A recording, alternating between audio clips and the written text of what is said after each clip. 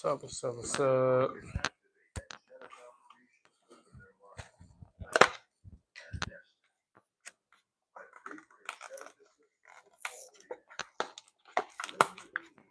Join in the fun, guys. Come on.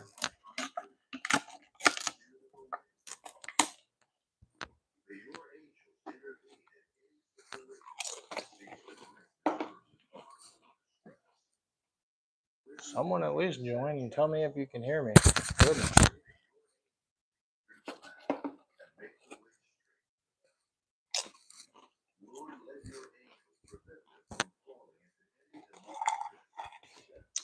What's up?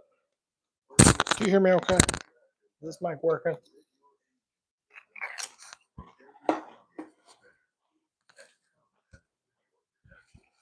Ooh. I got my folder. I'll be right back.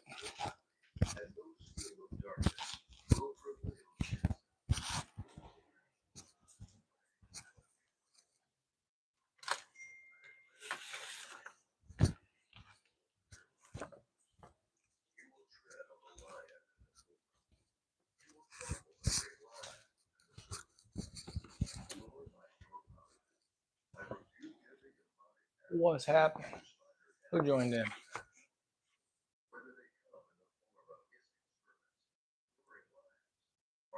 Oh, I'm not trying to get out of here. Hold up.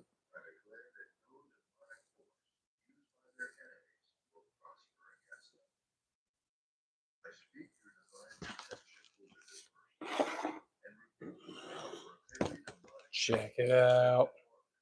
Hold up. Nope. Not what I meant to do.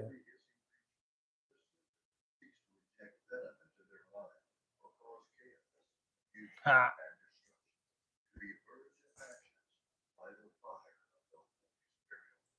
Yo, I didn't know I could do that. Learn something new every day, huh? How about that one? Y'all ain't ready. Y'all ain't ready. Okay. Just kidding. Just kidding.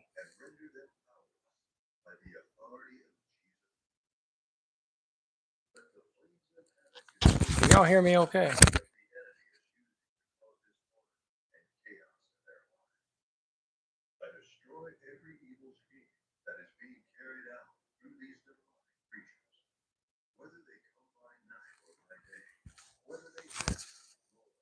Just looking a little crazy right now.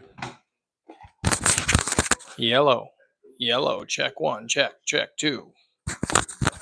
Check. Boats and hose.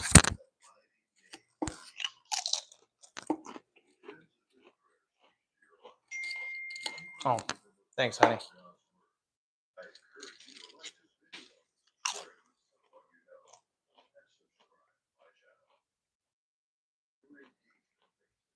Appreciate that.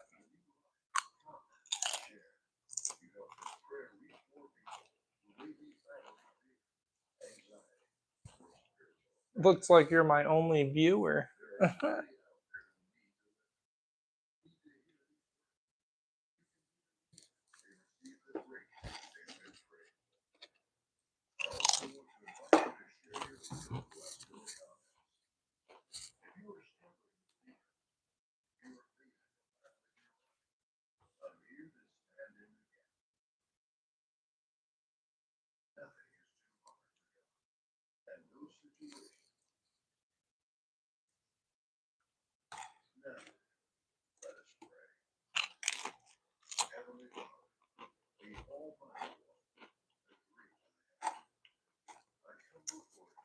So, what's your favorite potato chip flavor?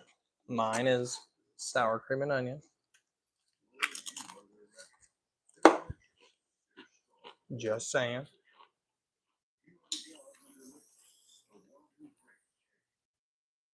Questions? Comments? How you doing tonight? Who's up in here?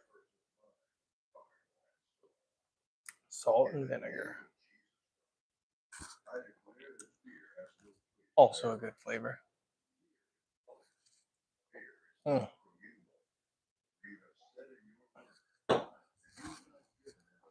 I don't know how to green screen videos, but here's something I can do.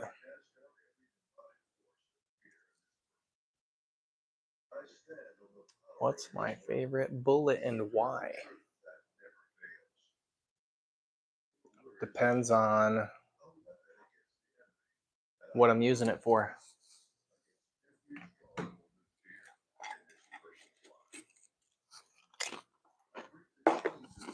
9mm.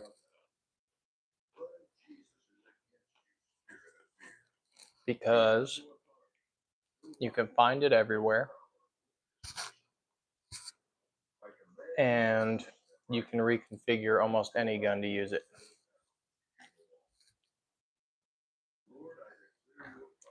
It's cheap too.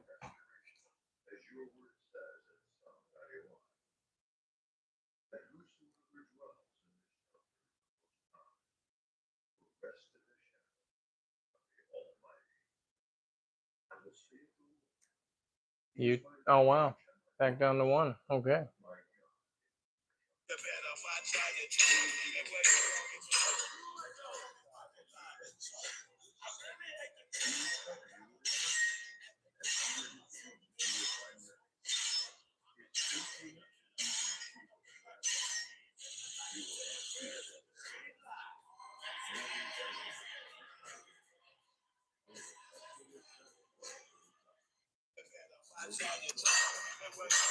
That's the only way I know how to screen share.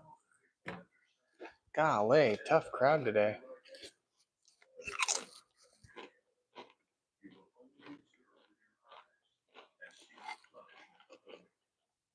I mean, I know it's almost midnight, but goodness gracious. For the better half of the country, it's 10 o'clock or earlier.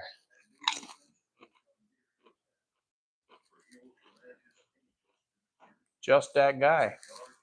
How you doing? Howdy.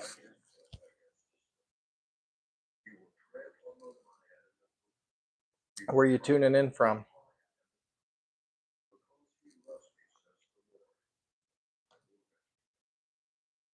Well, what's the news?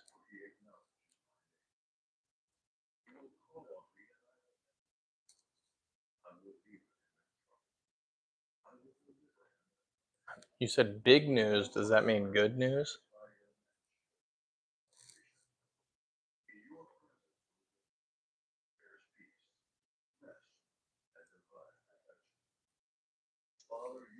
What's up, John? 43 subs. Dude, that's actually pretty awesome. Yeah, you got to start somewhere, man. When I first started, I could barely make it to 100 subs for like the first year.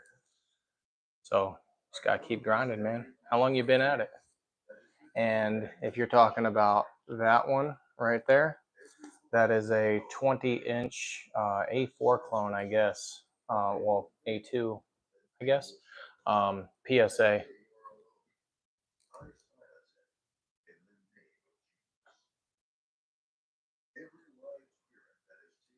Yep, that would be my PSA M16 clone. One of my personal favorites.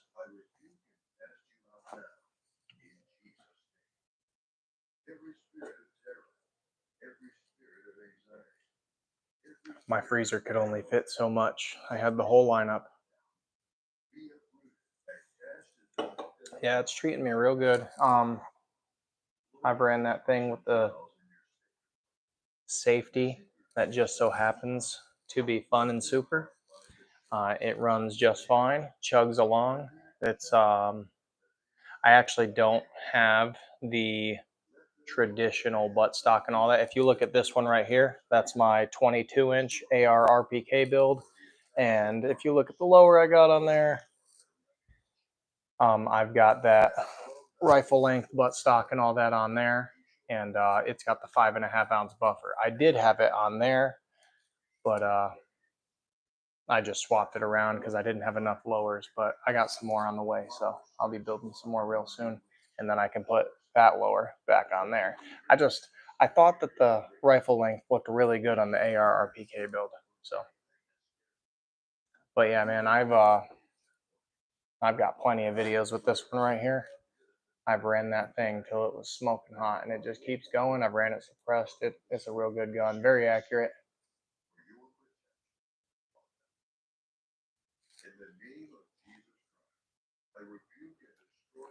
I've honestly not had any problems with PSA, really. I love PSA.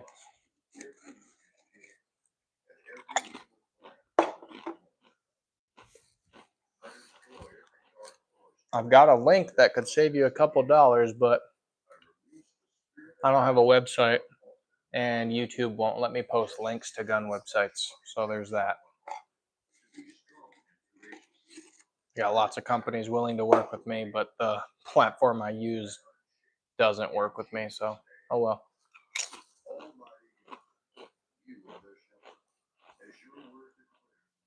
Yeah, man.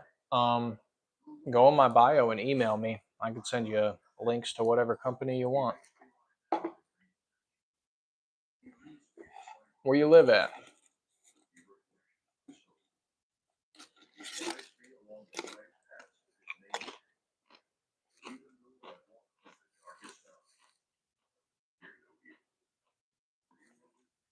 They're pretty lenient. Very gun friendly, yeah. As long as you're not in a place like California.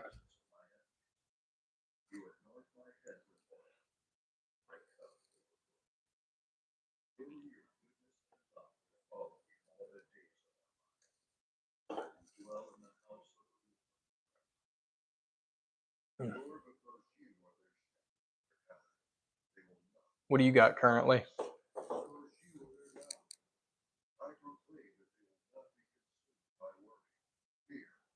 I actually moved where I live now from New York. Been here about 7 years now.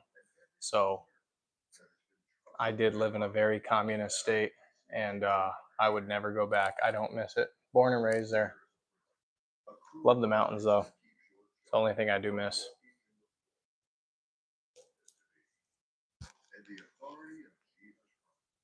In my opinion, to be anti-gun is to be anti-American.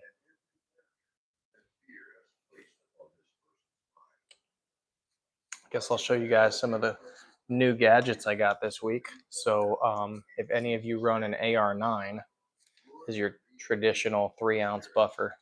But if any of you run an AR9 and you've had any problems with it cycling, especially with certain 3-position triggers, this is the remedy. This is the 10-ounce buffer from PSA. It's on their site for like $50. They're not paying me to say that. I'm just telling you because it worked really well for me. But if you're having issues with your AR9, look at that. There's a comparison right there. The 10-ounce buffer is a little bit longer. It'll still run your stock carbine spring, and it actually takes up some of that extra space in the receiver that the AR9s have. And it just helps it run a lot smoother. Feels like it's got a lot less recoil. It's still got a hammer weight in there, just like the 3-ounce. But with this 3-ounce buffer, using one of my 3-position safeties I got, about every 7 to 10 rounds, I was getting a hammer follow. And with this one, I guess I can try to show you a video real quick, but it just runs.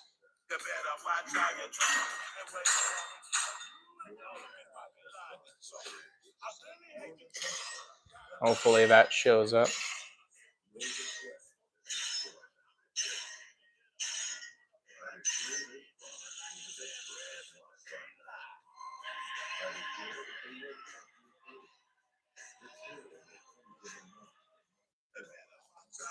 So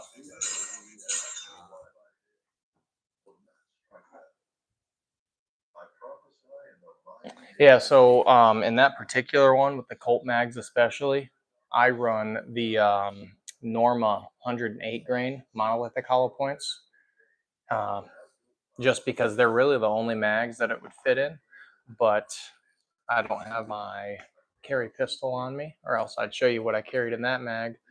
Usually I run 65 grain Norma fluted solid projectiles, and I've done some ballistic testing. They come out really good. I really like them. They're cruising too. Out of a 4-inch barrel, we clocked them at about 1,750 feet a second. It's pretty nasty. Yeah, that was a Colt Mag conversion I got on that one. I've got Colt Mag ARs, and I've got dedicated Glock mags as well.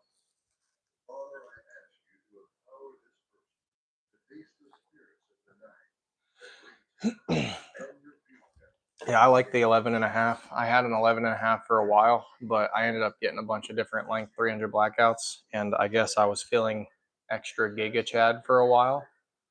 So I got on this idea of like there's a 20-inch, obviously, 22-inch. I don't know what I was thinking. I don't know.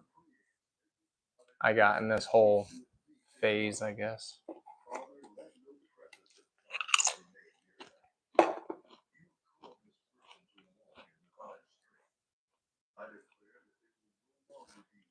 You running any cans?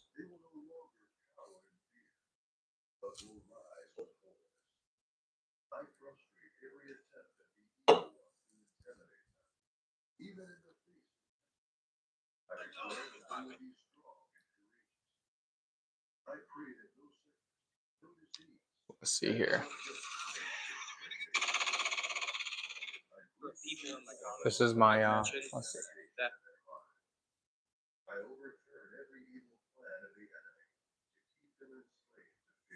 So I haven't I haven't done any velocity or ballistic testing with the monolithic hollow points, but I have had some issues when I was using them in my BCA bufferless 9mm that I actually ended up destroying for the last time and kind of retired that gun in the trash can. I had issues where the rounds weren't fitting right in Glock mags or anything. I don't know. They'd only fit right in Colt mags, but I did have issues where they were too high of pressure for that gun, and I had some, like, it was trying to eject the cartridge too fast, I guess, and I was getting case splits and all that, and I had one out of battery boom on that particular firearm with the Norma 108 grain. But then after I got a new box and shot the whole box through it with no problems, but they do seem like a finicky round. They never worked well in my Glock mags. I don't know why. For my normal Glock 17. So I don't know. I tried them in a couple different mags. They just, maybe I got a bad batch. I'm not sure. But I've heard good things about them. So, but I did like the fluted projectile just for the idea that there was nothing that can get clogged. You can't clog the tip up. It's non-expanding, so it would have good penetration. Oh man, you need to go get yourself a can. Once you get a can, you'll never go back. So, in my opinion, BCA, and I actually was talking to one of the guys at my local gun shop like 2 days ago. BCA makes phenomenal parts. Their machining and all that is really good. And like the AR RPK right here, that's a BCA barrel right there, because for less than $100, I've gotten a barrel that had hundreds of good reviews. They're known for precision accuracy, and I'm pretty sure they outsource anyways. But it was just a great deal on that barrel, and the rest of that is a full build I actually just did on my channel. That was a whole build kit. You could tell by the different colors and everything. But a lot of the BCA guns that I've gotten my hands on, I've had barrel nuts come loose. Um, you know, and when I was talking to the local guy at the gun shop the other day, he said he actually had a conversation through email that he was trying to find to show me. And one of the reps at BCA told him that they don't torque them all to the highest spec because they expect people to take them apart. And I think that could be a liability issue. And I don't know why they would say that, but I feel like they should just torque it to spec. But I've said the same thing. I think as a company, they make really good parts, and I like their products, and they think outside of the box. But they're gonna cause themselves a headache one day. They're gonna catch a lawsuit if they keep putting out guns that don't have barrel nuts torqued to spec. But yeah, I love BCA for their parts. I go to a lot of my builds, and I build a bunch of ARs. A lot of my builds are using like BCA bolts So this particular one right here is a right side charger, and it is using. You can go on BCA's website for like $135, and you can get just the upper receiver and the bolt carrier, and it's side charging bolt carrier is $135. How do you beat that? And then you can get barrel of your choice, which I got that a 7.5 inch 300 blackout barrel, and I've kind of tinkered with it, and I've got a quad rail on there from like an M4 carbine, made it work, and it's a PSA lower that I built a while back. So um, there you go, $135 for a side charging upper. It's kind of my little AR AK hybrid in a way. 30 caliber, 7.5 inch, pretty gnarly, and I like it. See, I'm cool with that, and it's worked just fine. I've shot that one with the 3-position trigger. It holds up. And in case you didn't know, when you buy complete guns from any company, there's an extra little tax in there. Guns Anonymous, what's up? Happy Saturday, buddy. Um, when you buy complete weapons, you pay higher tax. Like if you ever go to the gun shop and you see a PSA rifle randomly in the pawn shop, you're usually going to spend more than if you were to just buy the upper and lower separately on their site. So none of my guns are matching. None of my uppers and lowers match each other, and that's fine with me. I mean, once they're together, you can't tell the difference.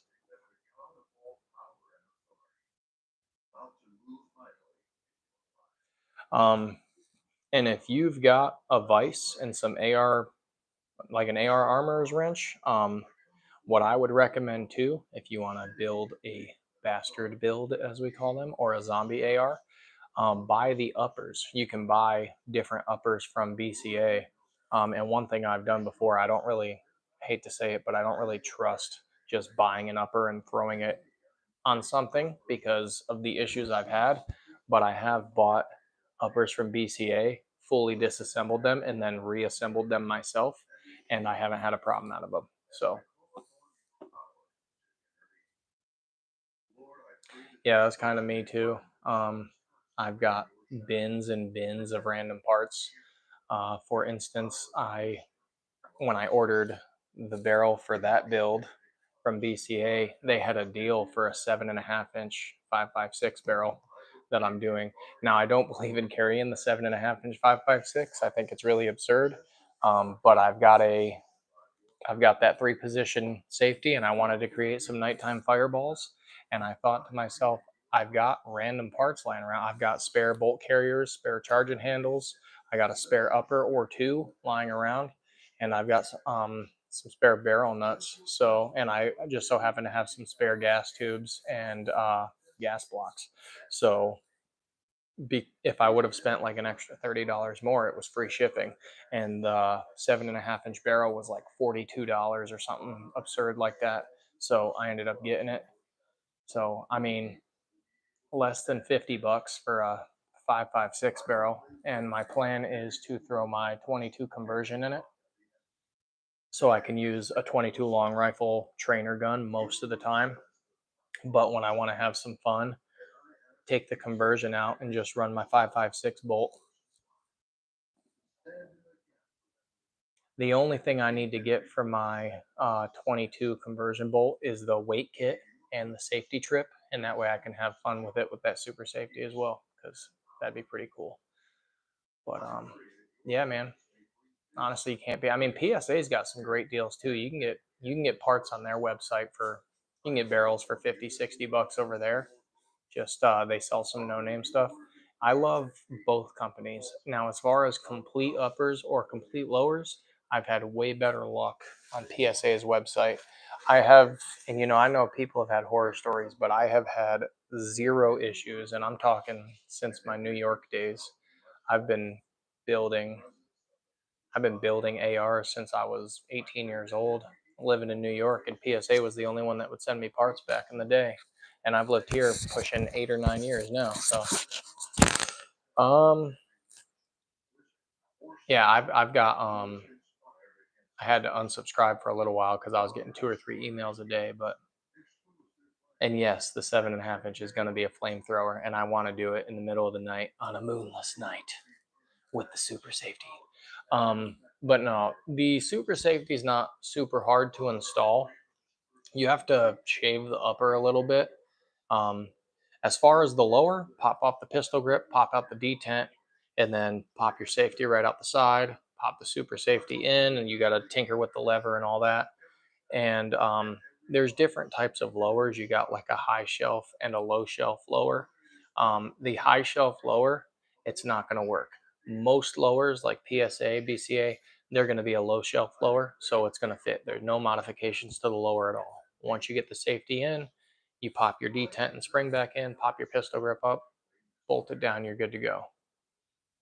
Um, other than that, the upper, I can't really show you on a live, but the most rearward part right in front of that bottom lug in the back, where it starts to round out, you got to shave just a little bit of material in there, just where the lever for the safety moves back and forth, or it can get jammed up and you can break that lever. But once you, if you just shave, you don't even have to use a Dremel. I took a pocket knife and just shaved a little bit of aluminum away and it was fine. Other than that, it's ran good in my 300 blackout. Go check out the channel. I've ran a couple of my shorts in the past week or two. I've ran the 300 blackout full dump 5.56 in the 20-inch and in the M4 clone that I don't have sitting over here right now. I have ran the AR9 now, but to run reliably with an AR9, I had to get the 10-ounce buffer. Yeah, no, you're definitely skilled enough. When I tell you, I wish I could show you.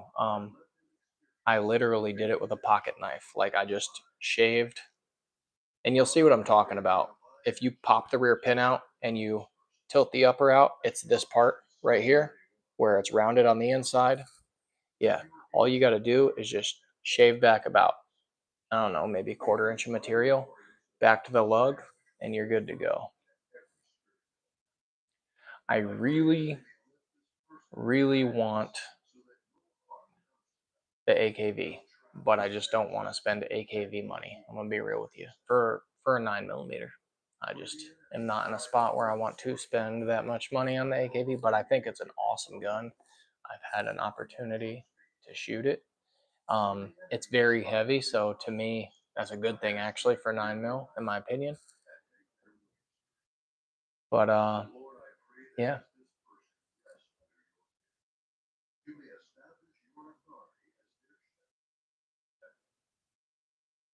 Yeah, so if I've had any failures to feed or any failures at all with PSA, it's been my own neglect. I did a 308 video. It's my wife. I've done a 308 video probably about a month or two ago, I want to say. But I was using the PSA AR10 and I was running it suppressed and I didn't adjust the gas system. I was ejecting shells almost directly in line with the barrel. It was so overgassed and it didn't have a drop of oil on it. And I ran 100 rounds of rapid fire through that thing, all kinds of garbage ammo, steel case and all that. I didn't have any case get stuck or anything like that, but I did have a few double feeds and whatnot. Nothing crazy. I think I had 2 or 3 mishaps the whole time. And I bump fired my AR-10. So yeah, I was torturing that gun, no joke. Like I said, no oil, literally ejecting shells at 1 o'clock. Yeah, I was beating the crap out of that thing. But hey, it handled everything I put it through, including a 10 or 15 round mag dump. That thing was nuts. So I don't know if that super safety will fit in there. That'd take some heavy mods. It'd be cool if it did, though. I'd be willing to try. I might have to try that out in a future video.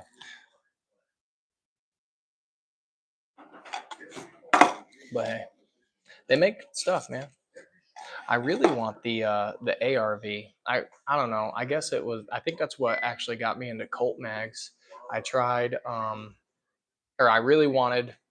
I wanted something that took double stack, double feed style mags like the Scorpion Evo mags, and I really wanted the ARV.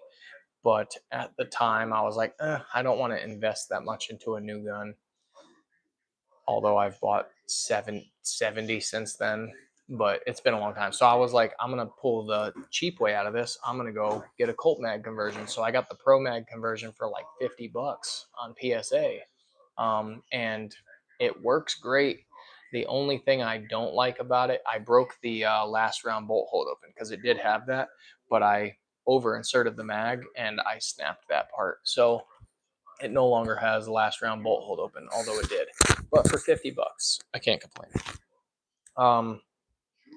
Other than that, I think D&H or whatever they're called, whoever they work with, they had deals for like 15 or $20 for the 32 rounders. So I bought a bunch of their steel mags. What I will say about Colt mags is they're stupid heavy. They're way heavier than Glock mags. You wouldn't think it would make a huge difference, but like the mag alone unloaded weighs as much as a fully loaded Glock mag.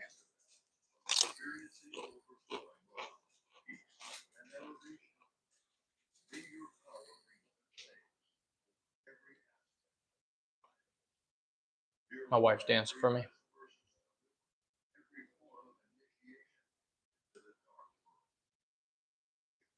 That's right. Good stuff. To the 3 people still in here. Appreciate it. Huh? Do you guys want to see my kittens? Is that what it's going to take, algorithm? Is it going to take sweet little kittens that were just born? Bring me the kittens.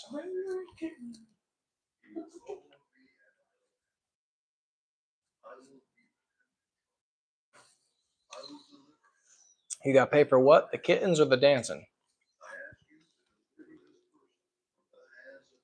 Oh, yeah.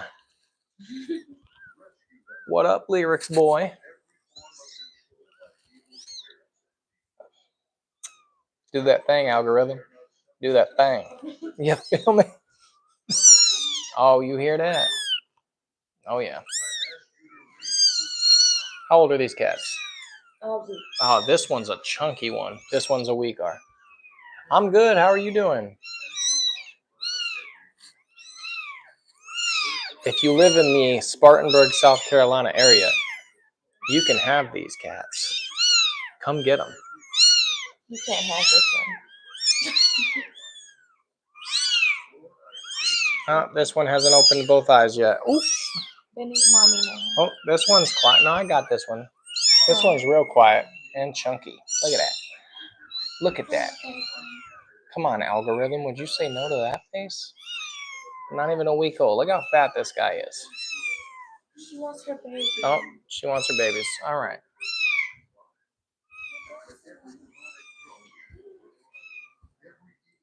I'm great, man. I'm great.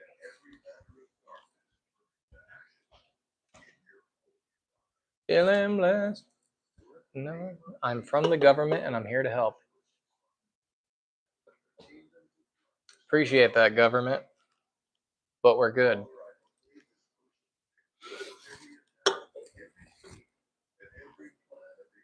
Did I eat? Yeah, we ate Zaxby's. Ate that chicken, bro. Yeah, usually we have home cooked meals, but my wife and I went to an MMA fight tonight, so we just got some Zaxby's on the way. I'll be posting some of that. I had to like covertly take some videos because you're not allowed to video near the ring. We had front row seats. It was pretty dope. Kind of inspired me. My boy won too.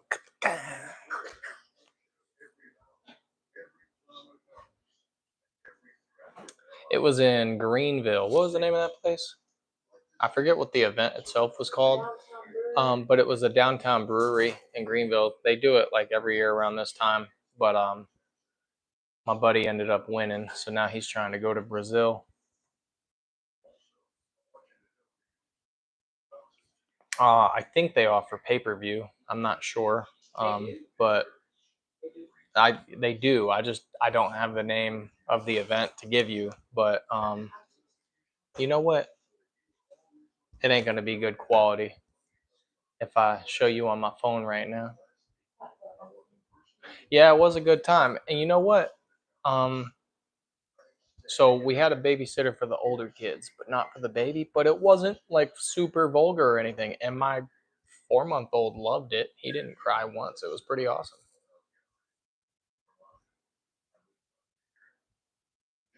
Appreciate it, John. Appreciate it.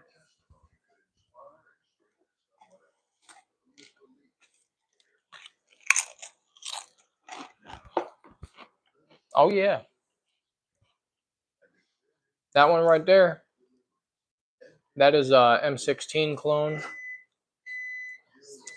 This one right here is my 7.5-inch 300 blackout home defender. And then this one right here is one I just built on the channel. I actually don't have a single round through that yet. I haven't had a chance to bring it to the range. That is a 22-inch 5.56 I just built, and AR RPK. So that one's kind of going to take the like LMG role. Appreciate it, Guns Anonymous. No, I'm good. Sweet potatoes do sound good though. I'm eating potatoes right now. Maybe not the healthiest form of potatoes.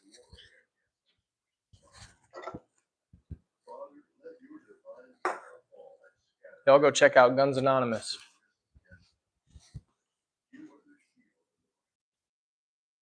He's going to be the next Juan Ricky.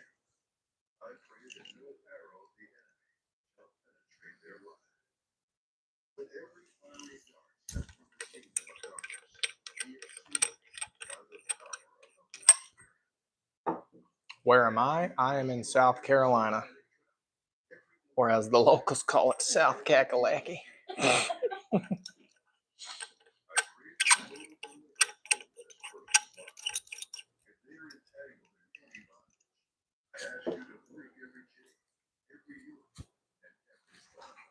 Yeah, I want to really, my goal is to post 2 longer format videos every week, but duty calls and I get busy. And you're funny, duty. So, but I'm hoping to get some more time. But hey, listen, man, don't tell him that.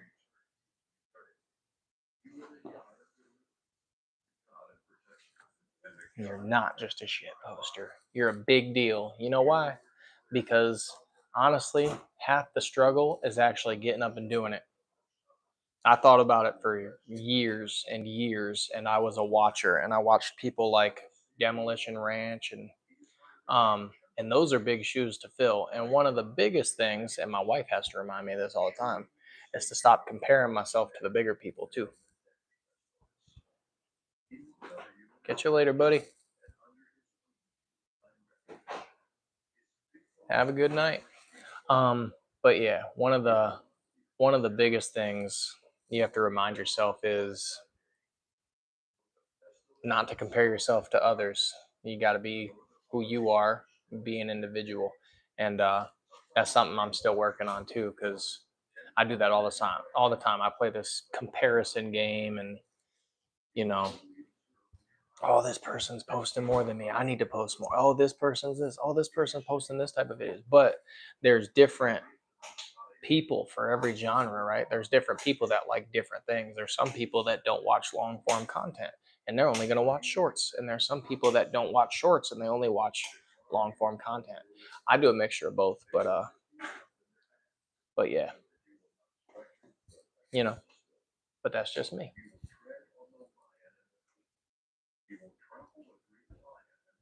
Which gun you talking about? Uh, if you're asking if I need a license for any of these, no.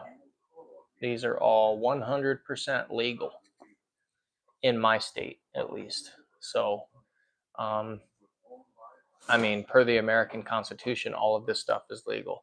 But depending on the state you live in, like in New York, none of these would be legal. But I don't live in New York.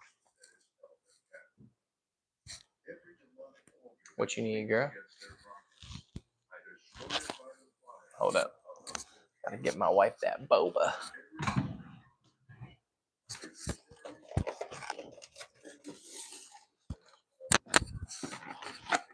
There you go, Clarice.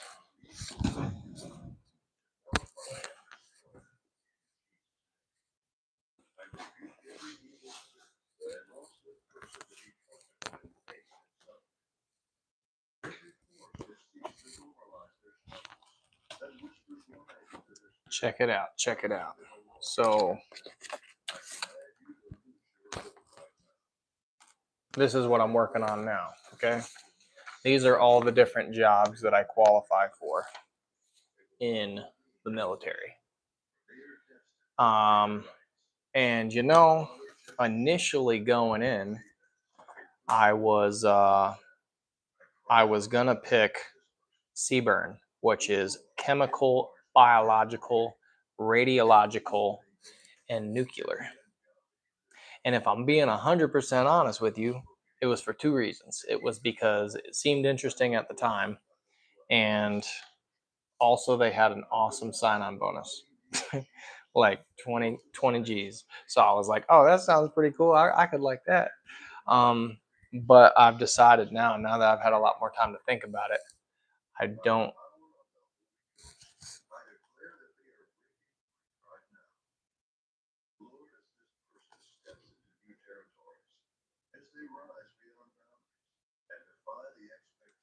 I'm not going to say that. I feel like I'm getting set up.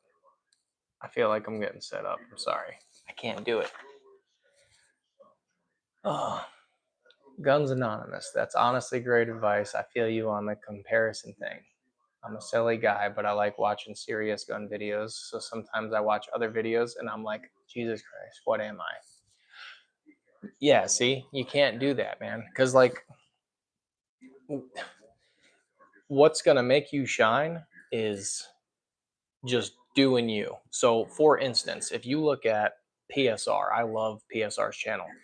Dude's got like 6 shorts ever. Like, literally, I can count his shorts on one hand.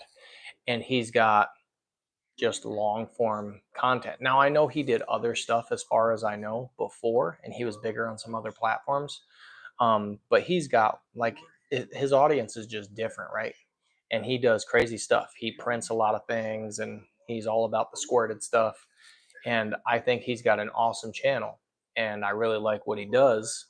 So, but I used to do that same thing. And like when I first started, I was like, man, why do people like Demolition Ranch take off? Why does this guy take off? Why does that guy take off? And then you got to understand that they started so long ago. They have a whole different audience, right?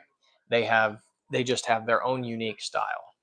And that's, you know, especially like if you compare my first live and the way I was, and it was, guys, I don't know, I was a robot.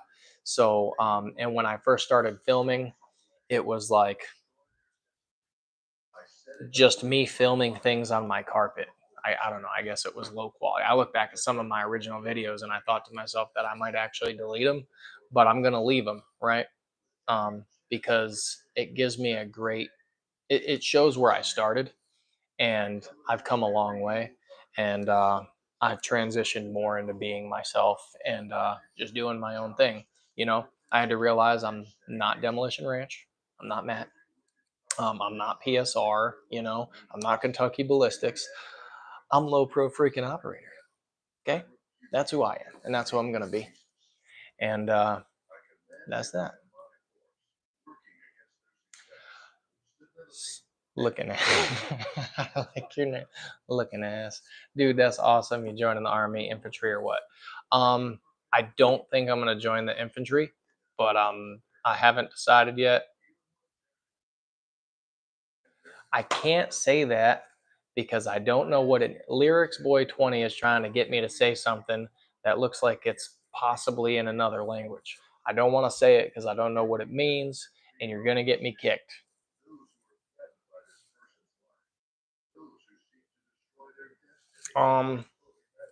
So MOS. So again, originally I was going to join CBRN, which is I think it's 74 Delta, but say an Indian song. I don't know an Indian song. I'm sorry. Are you from India? Where are you from? Um, but anywho, 74 Delta. It's it's like I would be away from my family just for training for like 6 months or more. So that would make it really hard. Um, so I just started kind of getting back to the drawing board. Yeah, it was 74 Delta. See, right there. I don't know if this is in mirror or what. It probably is, and I don't know how to flip it. Don't know how to do it. I don't know how to do it. But anyways,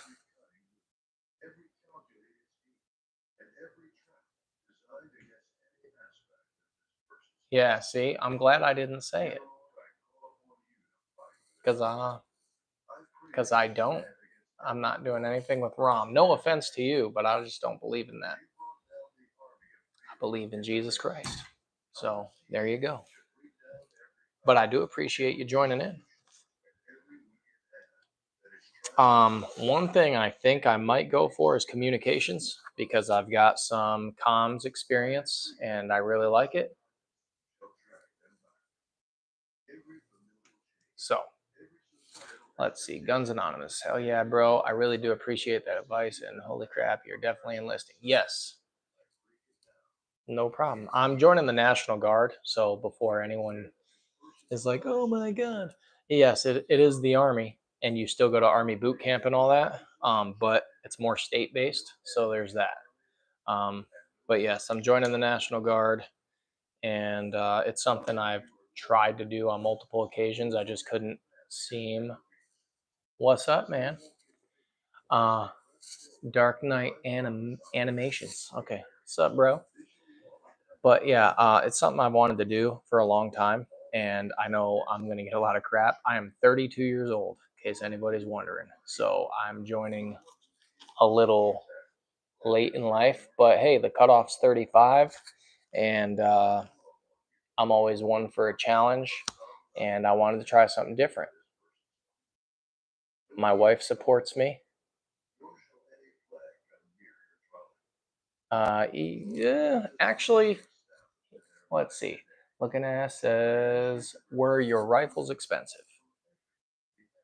So, kind of, some of them, I don't know. I do a lot of budget builds. So, I'll have to do a breakdown on that one. That is a higher end, more expensive, but also budget build in a way. Let's see. So, this one right here, I think originally I had the lower that's on this one right here.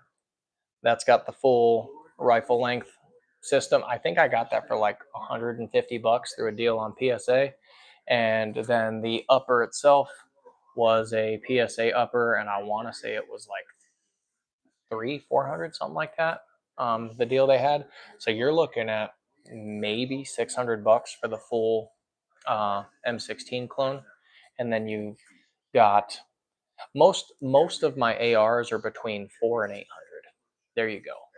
I don't have all my ARs. This is just a small handful collection. I've got a bunch more on the gun wall, and I'm not going to do a live stream in there because I got a sleeping 4-month-old.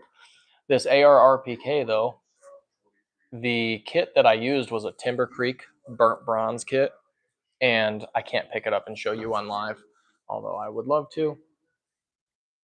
I can't show you the window outside, but yeah. So that's a burnt bronze Timber Creek kit. Those those kits, it's called the Enforcer kit. It comes with that heavy brake that you see right there. It comes with the barrel nut and hand guard. It comes with the come on hand right there dust cover. Comes with the pistol grip. Comes with an ambi safety. Comes with an ambi charging handle. It also comes with a buffer tube and all kinds of stuff.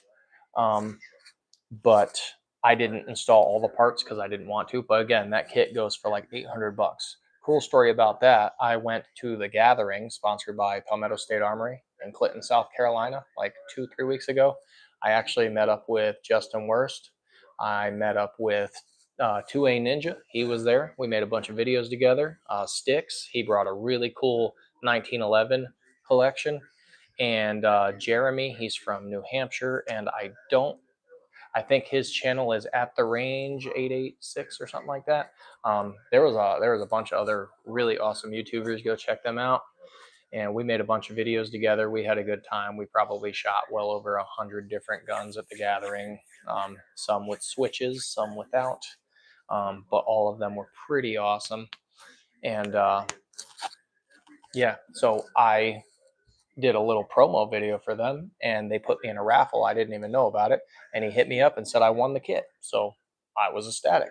I won an $800 kit in a raffle, and I thought, how cool would that be to use that kit in my RPK build, my AR RPK. In case any of you want to know the background as to why it's called an AR RPK, the RPK is supposed to just be kind of the bigger brother to the AK. And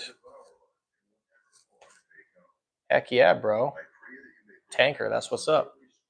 Dark Knight Animation says when he's of age, he's joining the army and he's going to be a tanker. How old are you, by the way? But the RPK is basically just a 20-inch barrel AK-47 with 40 round mags. I just so happen to have a bunch of the 40 or the extended P mags.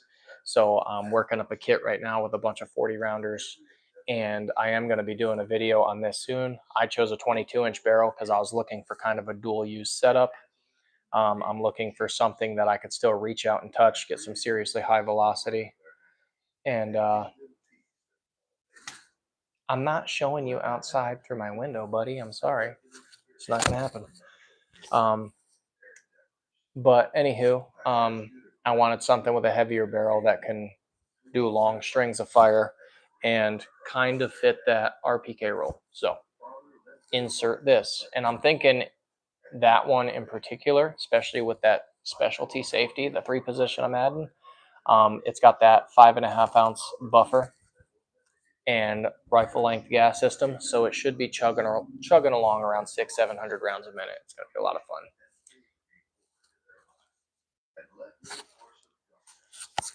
But yeah, as far as let me go back and try to read some of these comments. Don't belittle your. No, I'm not belittling myself for the National Guard. And you know, no, you can't see my house. I don't know why you're being weird. I'm not belittling myself at all for the National Guard. And yeah, so what a lot of people don't know is that the National Guard actually has their own special forces and everything. And there's a part of me that wanted to join something within the infantry because I really want to go straight to airborne. So that's kind of an option you have if you join like artillery or tank crew or anything like that, is you have the option right after basic to go straight to airborne school. Now for me, because I'm in South Carolina and not North Carolina, so airborne is they do it out of Fort Bragg in North Carolina, which is only about I want to say like an hour and a half from me. South Carolina has a different airborne where instead of jumping out of C-130s, you're jumping out of helicopters and Apaches, like crazy stuff. It's I forget exactly what they call it because I had my mind on airborne so hard. But that is a goal of mine, is to jump out of helicopters. Some people actually say that it's tougher to jump out of helicopters and to rappel out of helicopters, especially when you're jumping and parachuting, because you're way closer to the ground, so you don't have as much free fall time essentially. But it's only like a 2 or 3 week course, I believe. So you go to basic for 10.5 weeks. I plan on leaving basic as at least an E2 minimum. E3 would be great, and going straight to airborne. Looking ass, I appreciate that. I try to be a chill dude. Don't be jealous, man. Where you live? And how old did you say you were? Because You can have these things too, man, if you live in America. And if you don't, well, come on. I support legal immigration.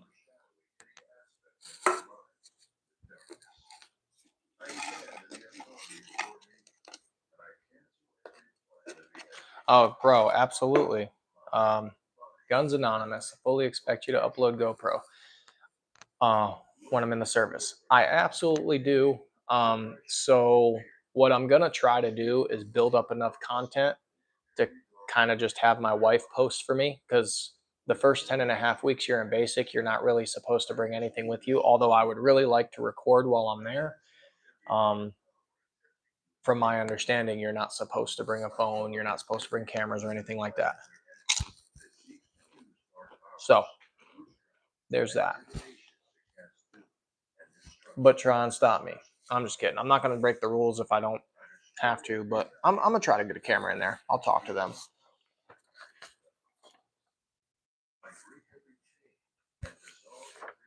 Let's see. So I'm going to go over the jobs list here. 11B is infantry. 11C is mortarman infantry, which is pretty cool, actually. I've always wanted to try out some mortars.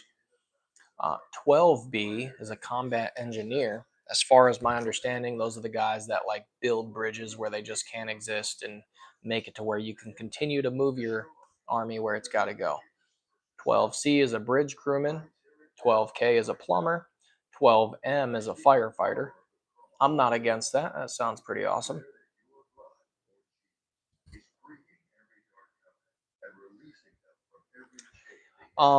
So that's what I'm trying to decide right now. Dark Knight Animation says, I know a lot about tanks and armored vehicles, so I might as well do something that I have knowledge and skill of. What are you doing in the Army? I was going to be CBRN, chemical, biological, radiological, and nuclear.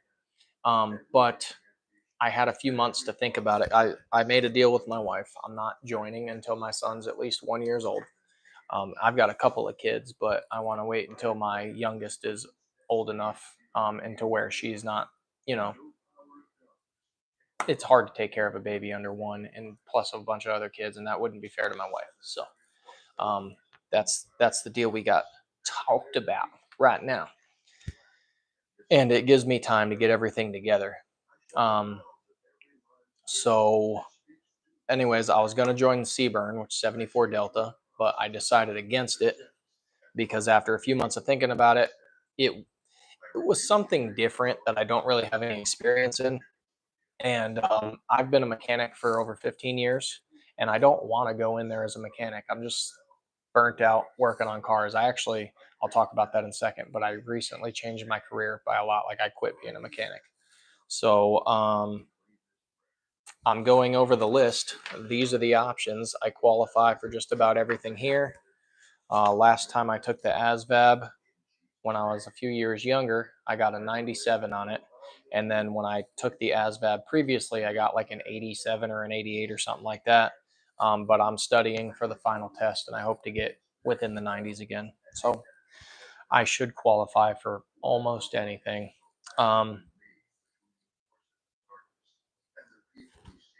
Godfather Banks, appreciate you. Have a good life and a good night, y'all. 100. Got to get back to work. Catch you, man. Appreciate you stopping by.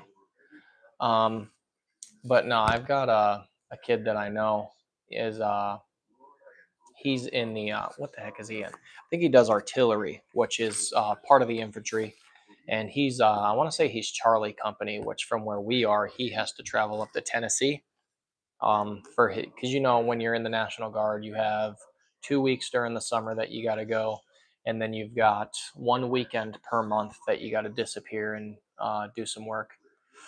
So he's been trying to get me to join artillery, and you know I know that there's a chance joining that I could be sent somewhere overseas, whether it be Poland, Germany, anything like that, for at least 6 months. You have to do one deployment every 3 or 4 years.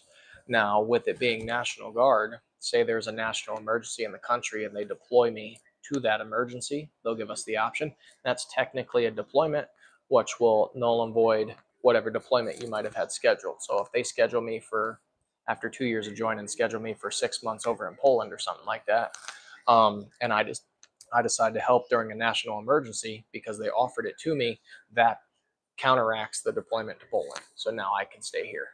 Um, and I do have a family with young kids. That's part of the reason I wanted to join National Guard, so I can be closer to home for them. I wanted to be able to serve and help out the community, and also kind of get access to the education side of things in case I wanted to go to college. I don't really, I might go for engineering. I don't know. I don't have any college degrees at the moment. Appreciate it, man. Appreciate it. Godfather Banks. Um, so I just haven't decided yet, man. That's kind of what I'm going after now. One thing I know a little bit about that I could definitely use more on is navigation. I like navigation. I just suck at land navigation. One thing I've learned a lot about in the past few years is comms. I really like comms. So I started tinkering with comms about, I don't know, 2 years ago, and it seemed like, meh, why would I be into this? I've got a cell phone. Who cares, right? Well, I went on a camping trip in Georgia, North Georgia, and we were 2 hours away from any possible cell phone service. And I call it a lunchbox. A buddy of mine built, and he wanted me to test it out for him. And so I call it a lunchbox, and essentially what it is a little 5 watt radio system that uses super high frequency, like 7 megahertz, if you know anything about frequency. And the antenna can be made with just standard electrical wire that you get at like O'Reilly or Advanced Auto, those little 18 gauge rolls of electrical wire.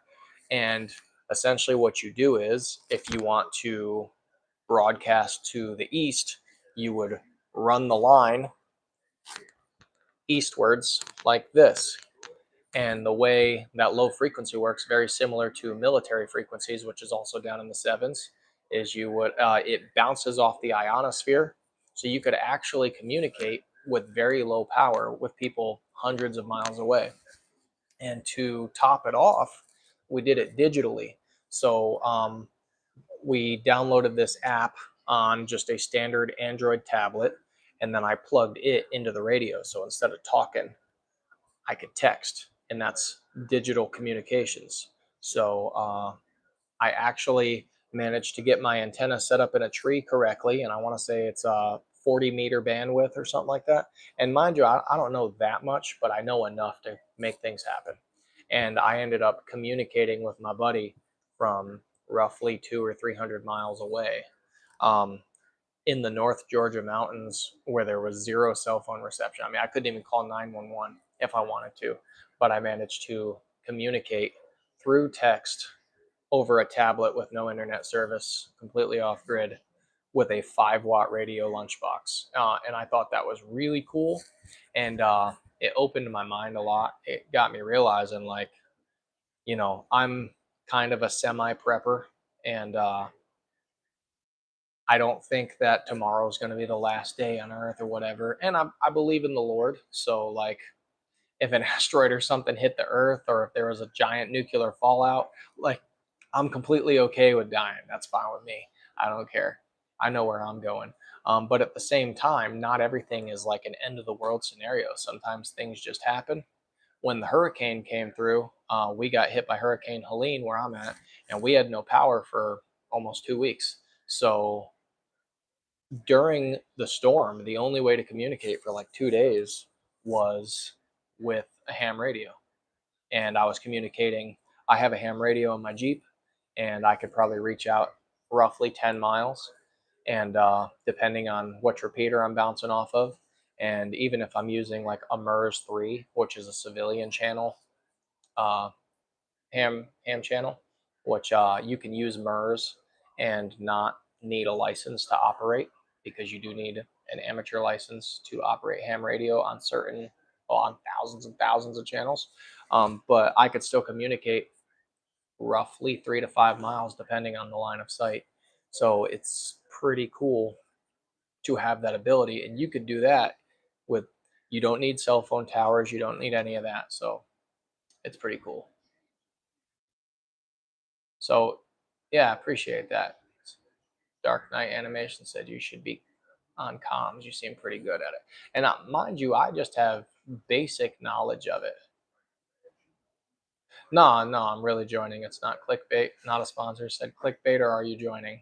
No, I'm really joining. I'm just playing the waiting game right now.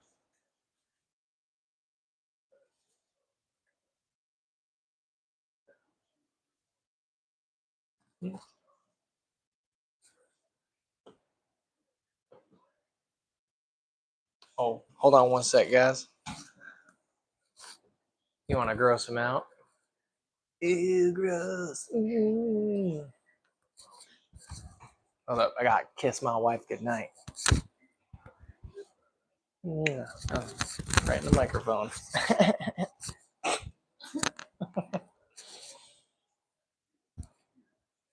Dark Knight Animations. In North Michigan, we got hit by a bad ice storm and hella trees fell on all of our power. So our power's been out for a long time.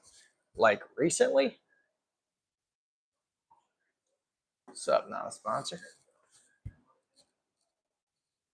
Zulfikar Ali said, game over. I don't know what you mean.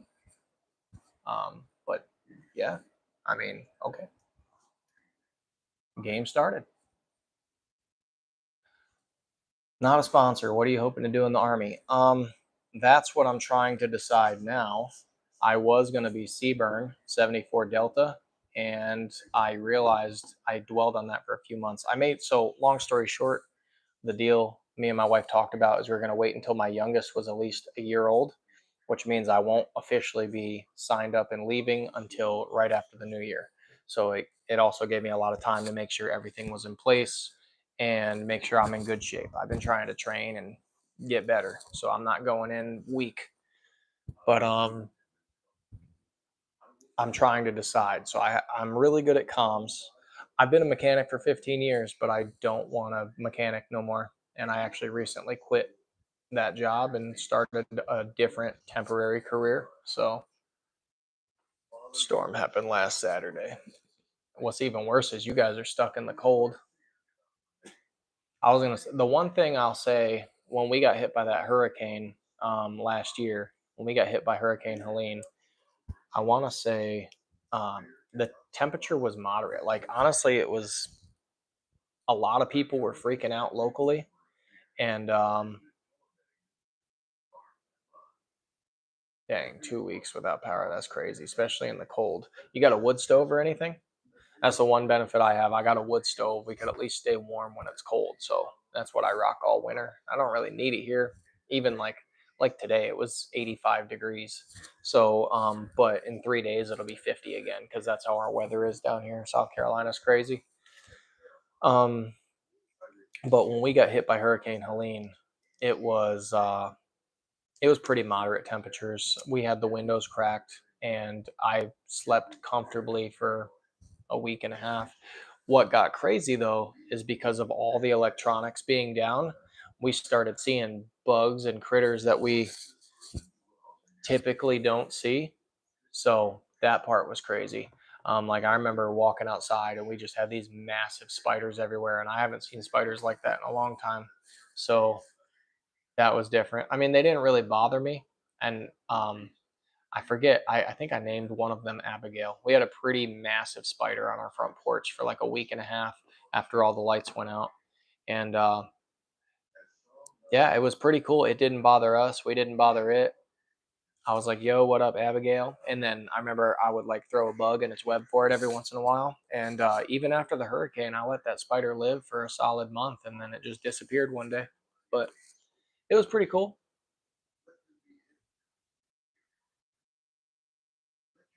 Yeah, that's what we did. He said Dark Knight said he cut up the trees um, after the storm and used it for fuel. And honestly, you know what? That's pretty ingenious. So we had, and I mean, I have to take some video still. There's still entire chunks of forest Like even the woods where I shoot behind my house, there's about 1,000 acres back there. If you go walking through there, all the paths I used to go is just covered and littered in trees. And we've been having a lot of bad fires lately. If you look, for the first time in like 50 years, they had to use water, or what is it? Those airplanes that drop water.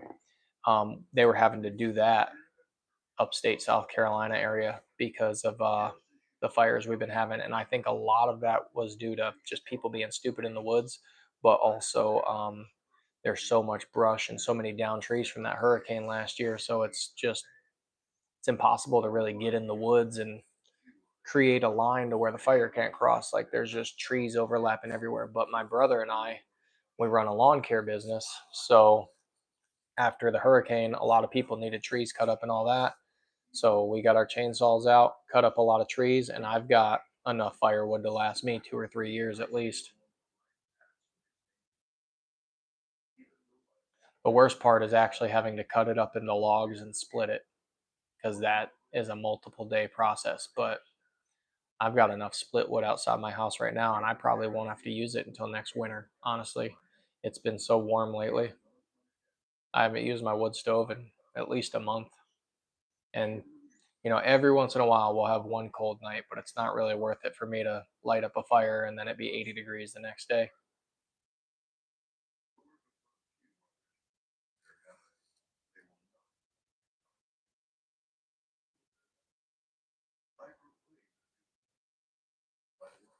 So let's see. So I've decided joining the Army, I could become a comm specialist. I got to see what the code is for that. One thing that would be cool. So if you want to get deployed, so if you want to join the military, like the Army or the National Guard, and you want a higher chance of being deployed somewhere in the United States, you can pick 14E, which is a Patriot Fire Control Enhanced Operator. You're in charge of like Patriot missiles and stuff like that. Um, and you're most likely going to get deployed somewhere like DC. You've got Battle Management System Operator, Air Defense Tactical Operator, Avenger Portable Weapon System Operator. Those type of things, you're more likely to go to DC. So you'll be deployed stateside. And then you've got your mechanical jobs like aircraft power plant repairer, aircraft powertrain repairer, aircraft electrician, aircraft structure. See, I don't want to do none of that. That's all the stuff people would think I would do. Yeah, so basically anti-air. All the anti-air stuff, you're more likely to go to DC. Good grief, do I got a sunburn or what? I've been out in the sun for the past few weeks now. I've been real busy. Let's see. So here's all of the jobs that are considered infantry. We've got 11 Bravo, which is infantry, just straight infantry. And honestly, 11 Bravo, I think, is what most people join. I think a lot of people join the Army and they're not really sure what they want to do. So they just go 11B, which is fine. But you got to understand that when you take a position like that, they're just going to treat you like any other grunt. And that's okay. I think if I didn't have a wife and kids, it wouldn't be a problem. But I know with a job position like that, they're going to take me away from them a lot. So I'm trying to find something different. So these are all infantry jobs. 11 Bravo is infantry. 11C is mortarman infantry. 12 Bravo is combat engineer. Then you've got 19 Delta, which is a cavalry scout. And then you've got 19K, which is the M1 armor crewman, which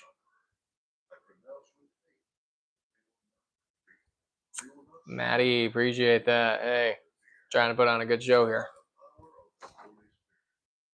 Let's see, Guns Anonymous. We had some bad fires in my area recently too. They got half a mile from my place at one point, but they luckily stopped the burn before I had to bug out and abandon my house. Where are you living at, man? You live in like the South Carolina, North Carolina area? Dark Knight said, how good are armor jobs like using IFVS, MBTS, or I don't know. I don't have the answer for you. Sorry, man. Radio operator, 25 Charlie. That's if I were to go comms, that's what I'd do. So the the only thing that makes me nervous about that is I've got a buddy I used to work with who he was a radio operator, and basically they threw him all over the place. Now he was active duty army, but that dude they sent him to Bosnia for a year. He's been in Korea for a year. Apparently they really need comms people who are really good with that stuff. Am I into scars? Yeah. Would I own one? I mean, I can't say no. I think it's a cool gun, but I would pick something else first. Like in my opinion, I'd rather have a PSA Jackal over a scar because not because the scar is bad, but I think you get more bang for your buck. And as far as horror stories that I've heard about scars, is people when you're screwing down into the receiver because there's a lot of screws, just like there is in the Jackal. Um, my understanding is if you over torque those screws, you will destroy your receiver. Like you'll actually crush it, and a lot of people have done that. Dark Knight Animation said IFVS are infantry fighting vehicles. MBT means main battle tank. SPA means self-propelled artillery. SPAA means self-propelled anti-air. Just that you can appreciate it, dude. Because honestly, yeah, no, you had me confused because I haven't done the research, so I wasn't sure what any of that means.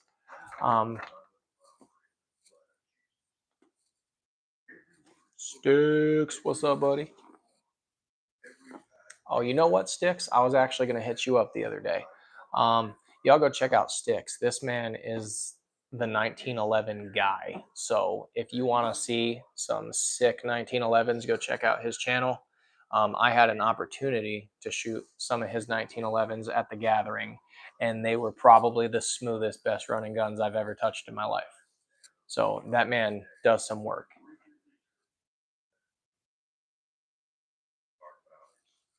Yeah, Maddie, check it out. So, by the way, as far as the PSA Jackals, they also have a lot of screws in them.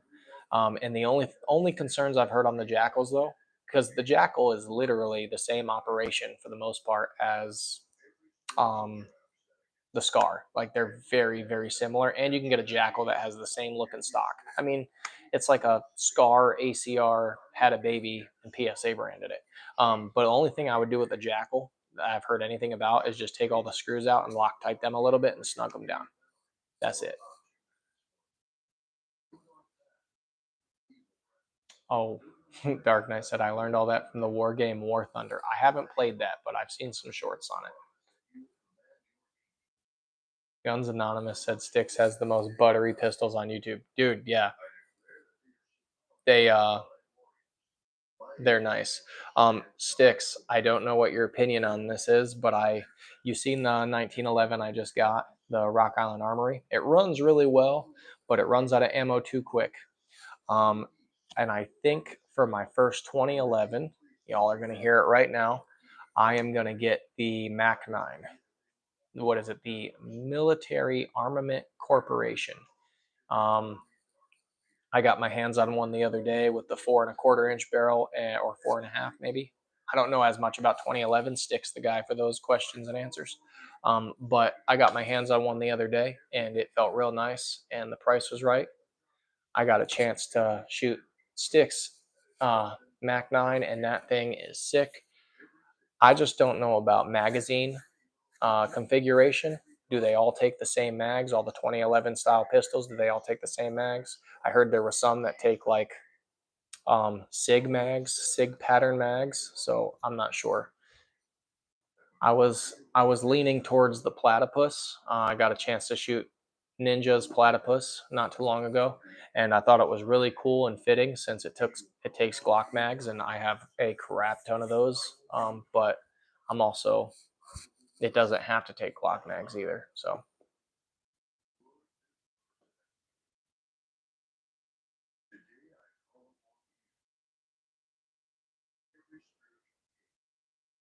I have a sneeze coming. I feel it. Yeah, no. So I've got Dark Knight said 2011 is double stack, 1911 single stack. Yeah. So I bought a 1911 single stack 9 millimeter. I got a really great deal on it. Rock Island Armory. It was kind of a pawn shop special, but it's super smooth. I can air rack it. It's got a really nice trigger. I can shoot it really quick. I was already better with it than I have been with my Glock as far as how fast I can draw and shoot. I just got to get used to the safety. I was doing some quick draws and I did some double taps and I went bang, bang. And then I went to rack it and I put the safety on and messed myself all up because I'm so used to shooting a Glock 17. But the other day I was holding a Mac 9 2011. So I was just curious what mags they take, what pattern mags. I know they're double stack. I just don't know like if they're all interchangeable, all the 2011s. All right, Stick said most 2011s take similar mags, but Bull Armory has proprietary mags.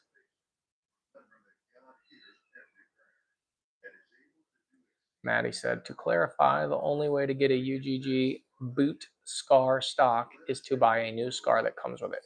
And you said you got one for like 300 bucks. That's absolutely amazing. Low Pro is so good at air racking. Listen, I really try to put on a good show for you guys, okay? I've been working on air racking the Glock. It's just not happening. I'm gonna blow a shoulder one of these days.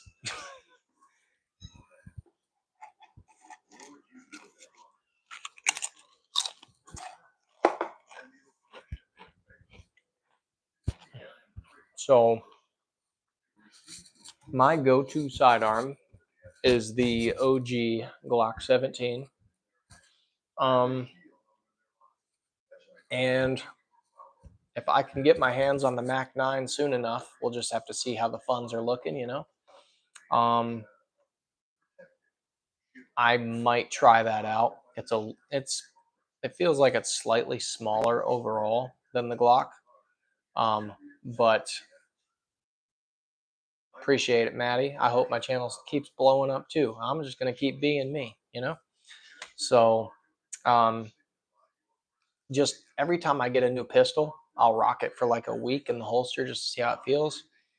And I keep finding myself going right back to the Glock 17. And I think the only way I'm going to replace the Glock 17 with another pistol is A, if my wife gives me my PSA dagger back. Um, I I got a custom PSA dagger a couple years ago, and the minute I finished putting it all together, it immediately got revoked from me because she thought it was cute. And I think I probably put like 20 rounds through it in total, only when she went to the range with me. So there's that. But I would Mac 9 comp. Yeah, I'll have to keep an eye on that, Sticks. So the Mac 9 I seen the other day was I think it was what the DS, the Mac 9 DS, not the DSD, but just the plain Jane DS. It was optics cut, but obviously it just got iron sights on it right now. It was like 750, which I thought was a great deal, by the way, for a 2011.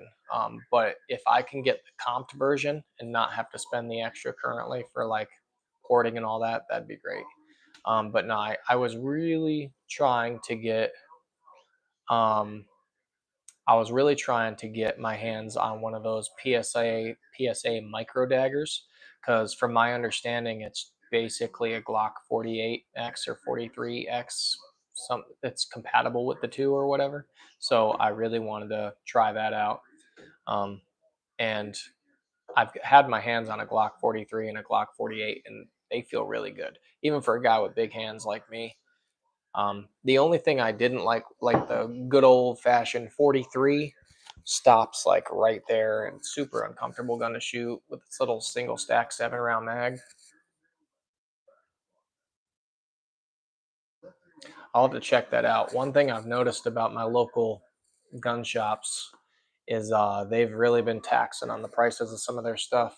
Uh, I need to get some footage next time I go in there, but last time I was in the gun shop, they had a bunch of like old beat to snot 1940s Russian Mosins Mosin Nagants for like $700-800, which is insane because I've got a, and now I know I got this a few years ago. I got an absolute unicorn. I've got a 1932 hex model Mosin Nagant that I found in a pawn shop for about $299, probably about 3 or 4 years ago. And that's still expensive for a Mosin, but not for a hex model. That's an absolute steal. But then you go into this gun shop and they're asking 600 and 700. They had some old surplus SKSs for like $700. They did have an M1 Garand for $1,000, so that was a good deal. I wish I could have jumped on that one.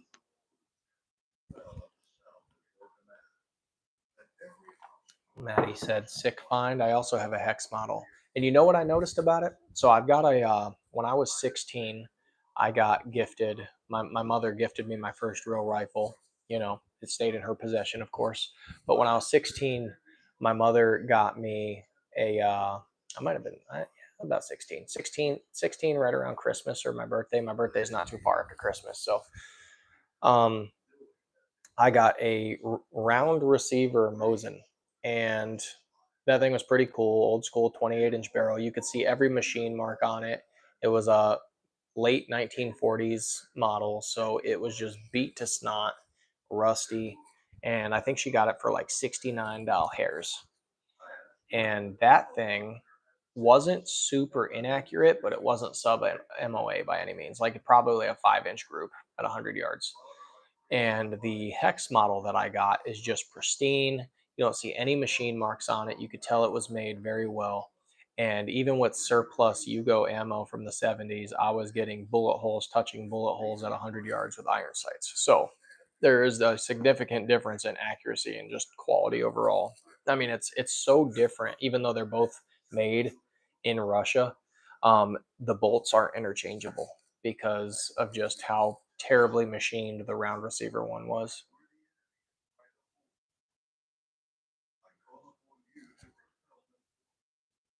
Yes, my mom bought me a Russian Mosin Nagant when I was 16 because she knew I was getting into firearms and I was responsible. I didn't want to, do anything crazy. So, yeah, she probably regretted it after. See, at the time, I'm originally from New York, but at the time we did live in the South, and we lived out in the country, not really near anybody. And I remember one morning at like 6 in the morning, I was really excited and we were supposed to go somewhere that morning. So I opened the back kitchen window and I kept the barrel just inside the kitchen window and I shot a steel plate way out in the woods in the back. And yeah, I woke up the whole household. Something crazy that 16-year-olds do, I was very responsible though, otherwise. Dark Knight said, I use a 20 millimeter Bushmaster chain gun for home defense, just like the founding fathers intended. Hey, you know what? Second Amendment, buy a cannon, you know? Maddie said, that's the problem with America. We need more moms buying their kids guns, not less. You know what? Here's the thing though. So let's talk about it. You brought it up. Let's talk about it. There was an old tradition in this country where people actually bought their kids stuff like that and taught, there was just a sense of responsibility to it, right? So one of the biggest problems today is that parents don't spend enough time with their kids teaching them right and wrong. First and foremost, teaching them about God. Second, yeah, I said it. If you don't like it, too bad. I teach my kids about the Lord, and that's where I'm at in life. So, but morals, right and wrong, spend quality time with your kids, like be a parent. And I'm guilty. I get busy all the time. But one of the biggest issues is that we just, those are real. Thank you, Eugene. Those are indeed real. That is a 22-inch AR-RPK. That's my M16 clone. That's my little home defender, 7.5 x 300 black out there. I just didn't have enough room for all of them. But But yes, there's a dose of reality right there. Is most of these issues we're seeing with kids today isn't necessarily as much with the kids as it is with their parents. Um, I think a lot of these kids are having a serious cry for help, and not only that, look at the crap we allow our kids to listen to. Look, like, if you go through YouTube shorts, for instance, and you look at half the stuff that's trending with like 10 and 11, 12-year-old kids out here and some of the things they're singing, and it's disgusting. Like, I want to keep my kids away from that. I want my kids understand what's in the world, um, but we're not out here glorifying none of it. Like, there's no that's just that stuff's not good for you. So I grew up kind of in the hood in New York, and I had to learn the hard way. My kids split up, or my mom and dad split up when I was 5, so divorced at a young age. I went down a very dark path, and I had to learn a lot of things the hard way. And the fact that I am here, thank you, Lord, is a blessing. Like, I shouldn't be here, but here I am. So, and now I've got the opportunity to show my kids what I've been through and explain to them why they don't want to go down that path. And, kids are still going to make their own choices and all that. But, anyways, before I get off topic here, the point was, if you look at what kids do in schools and look at what happens today, that stuff didn't happen 50 years ago. And if it did, not to the levels that it does today. Something, you know, are people getting crazier? Is the world getting crazier? Like, what's the issue here? You know, there's we had more guns than any other country 50 years ago. But why wasn't this a problem 50 years ago? Why 50 years ago did people talk about showing up to school with shotguns in their back windows and the guns didn't magically hurt anybody? But today, what's up with today? Mental illness? There's a serious problem going on in this country. And if you want my opinion, sometimes these kids just need an ass whooping. That'll do it. That would have done it for me. I needed that a lot as a kid. And I pushed my mom a lot until finally I got that one serious arse whooping that I deserved. And like, I called my mom the B word one time, and I deserved everything I got. 10 plays of what's up, bro? Hope I pronounced that right. Um, yeah, there you go. Rourke said drugs, staying in house, no parents or even backbone or ass. Exactly right. So, um, you know, my wife doesn't play. Like, we've got young kids, and she went to school one day because I think my son was acting up or something last year, and like, she went there just to give him a whooping in front of everybody. And like, nowadays they're like, "Oh my god, I can't believe you did that." Well, believe it. You know, if you ever watched Naruto, believe it. You know, because that's what needs to happen. Because I'm not trying to raise heathens. I'm not trying to, in the Bible it says, "Spare the rod, spoil the child." I needed more arse whoopings. Like, again, the fact that I'm alive is awesome, man. I've been getting shot at since I was 13 years old. It's crazy. I don't want that for my kids. Um, and it was double sided. So I grew up where I was seeing that world, but my parents didn't want to talk about it. My parents were split. My mom and dad lived 1,000 miles apart. So from the age of 5 on, I never had two parents in the household. It just wasn't a thing. Didn't exist. Um, Pain is the Lord's way of letting you know you are alive. I agree, you know, but no, man, that's the problem with society. These aren't the problem, okay?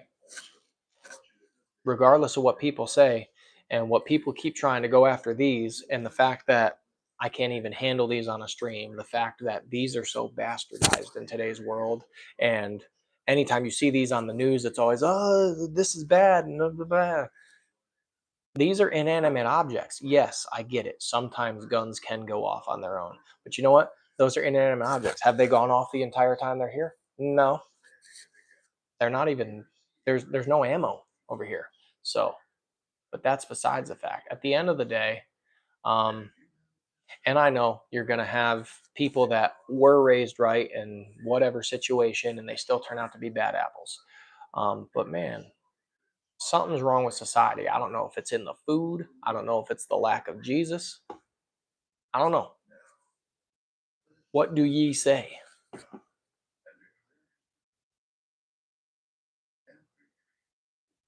Yeah.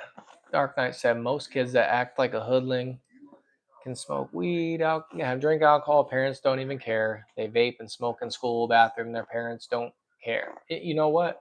So that's true. When I was in middle school, I was in upstate New York. I went to this school in Mount Pleasant. So I lived more near the capital, near Albany. Mount Pleasant was in Schenectady, which was just north of Albany. And yeah, I was in the thick of it, man. There was like shootings on the way to school, and I didn't take a bus. I walked 2 or 3 miles to school.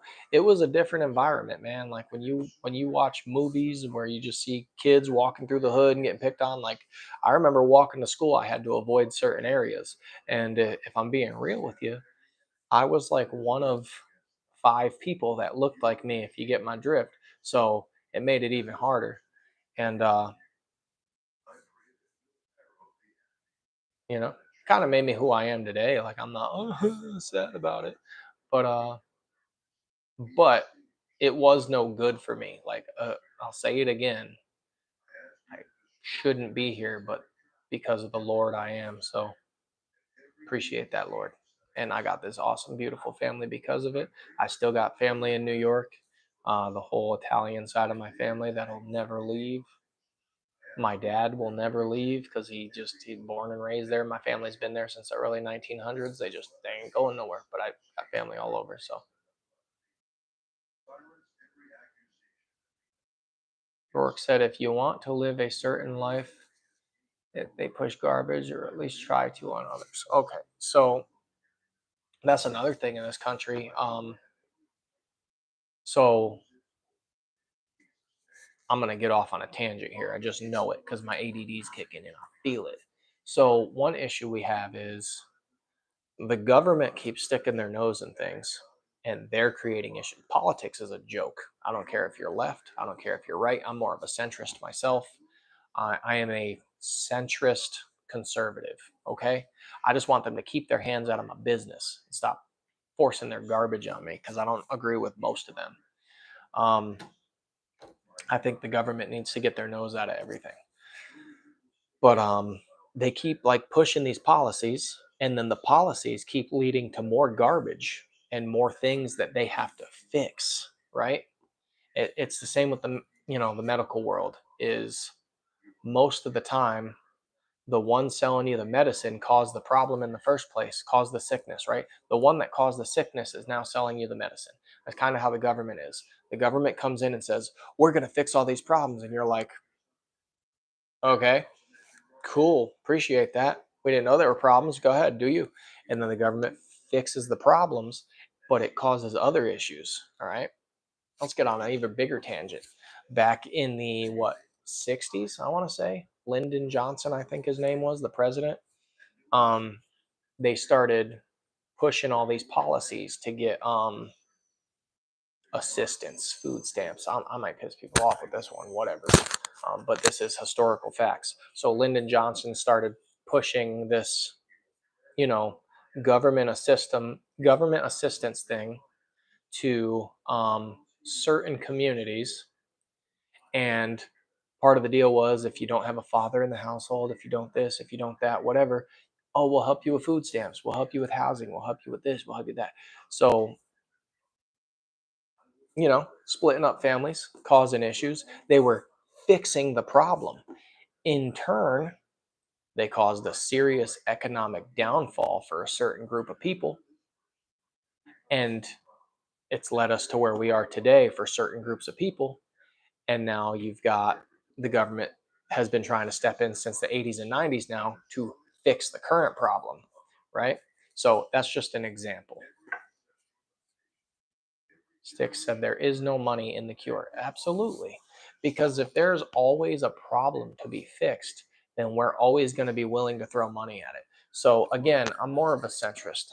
I'm not a left leaner or a right leaner, and I don't talk a lot of politics, but I will give some examples, right? So right now, there's a serious thing going on in government where they're eliminating a lot of systems, okay?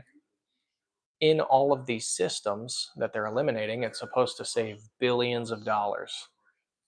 Um, and a certain side of the government is screaming, "Oh, this is crazy! You can't do this! Look at everything you're doing." When in reality, nobody's being hurt, right? They are just eliminating wasteful spending, billions of dollars worth. Because what's going to happen is if you give it time and you realize, all right, we stopped spending almost $1 trillion in all these places, and look, everything's still the same.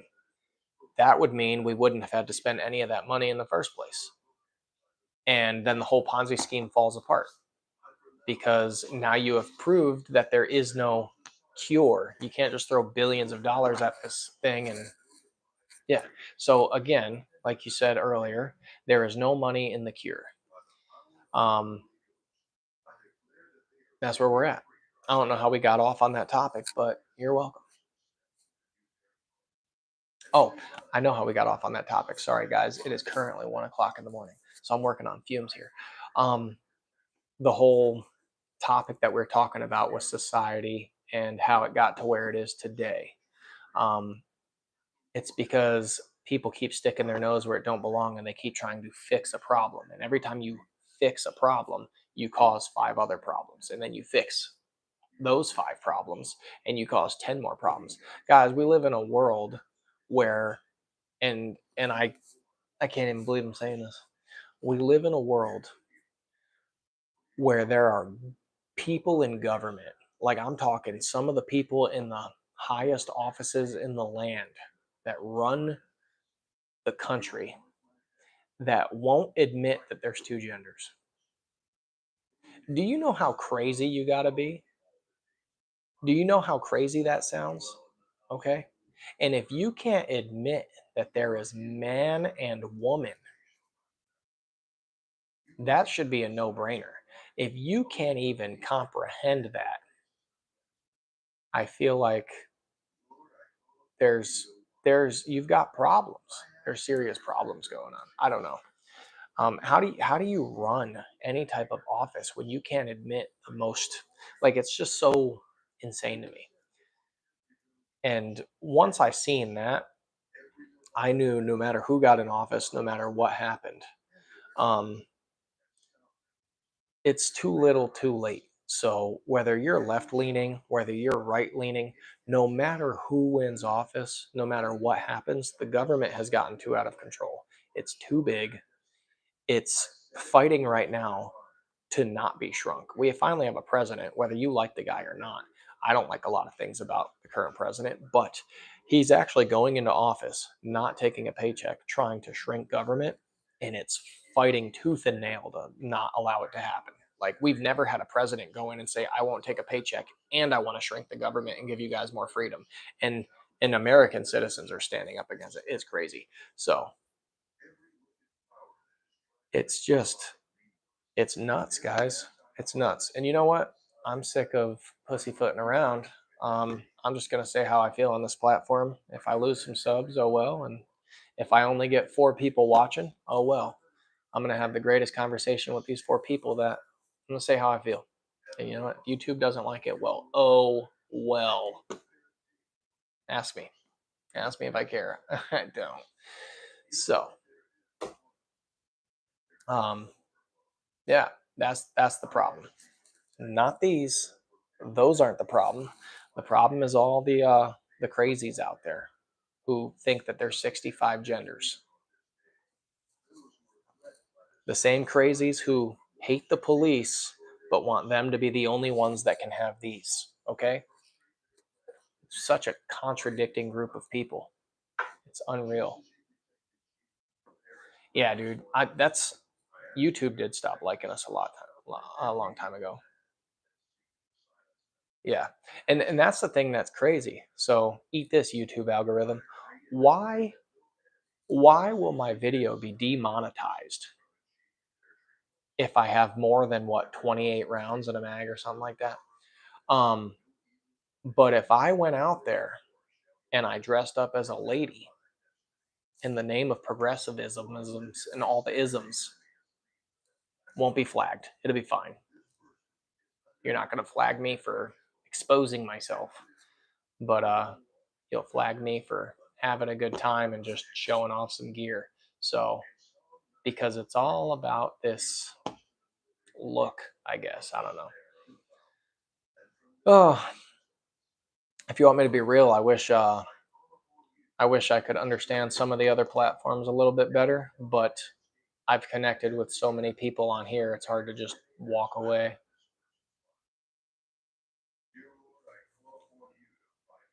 So, is what it is.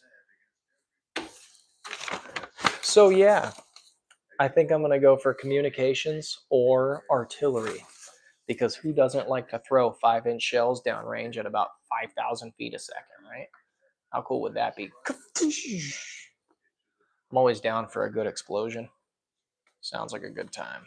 So, definitely ain't going to be a dental specialist, that's for sure. I want to pick something that, again, that still allows me to go airborne. So, because best believe I'm bringing the GoPro, and I think so. Once you're done with basic, you go to your AIT, and I should be able to have at least my phone or a phone with me, and be able to take some videos of me jumping out of planes. That would be pretty awesome. And radio operator might.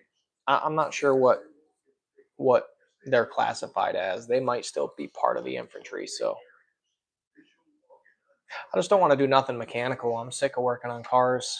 You know, I've been doing that for 15 years. I said I would update you guys on that. I guess let me tell you that. So I've been working on cars since I was maybe, I don't know, 16. I've been building engines, and then I started working at Mavis Discount Tire when I lived in upstate New York, and I worked my way from a guy just putting tires away in the warehouse all the way to the top as a manager, service manager, assistant manager.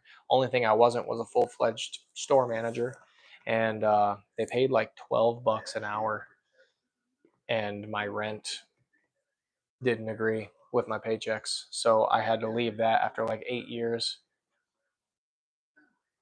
Get the Ray-Ban Metas with prescription lenses and tell them you need them. Undercover footage from basic training on Word. From my understanding, though, they let you bring glasses. They let you bring glasses for like the first week, but then they'll give you their own glasses. Yeah, I thought about machine gunner or auto rifleman. I'd probably be really good at it, but I'm looking in here. I'm trying to see if there's like an armorer, because that's something, you know, I've been tinkering with guns for a long time. I really enjoy building them. I enjoy the mechanics of them. It's not as many moving parts as cars, and honestly, it brings a lot of peace to me to be able to just sit down, assemble or disassemble something. It's really cool to me. I guess it's because I'm partially on the tism.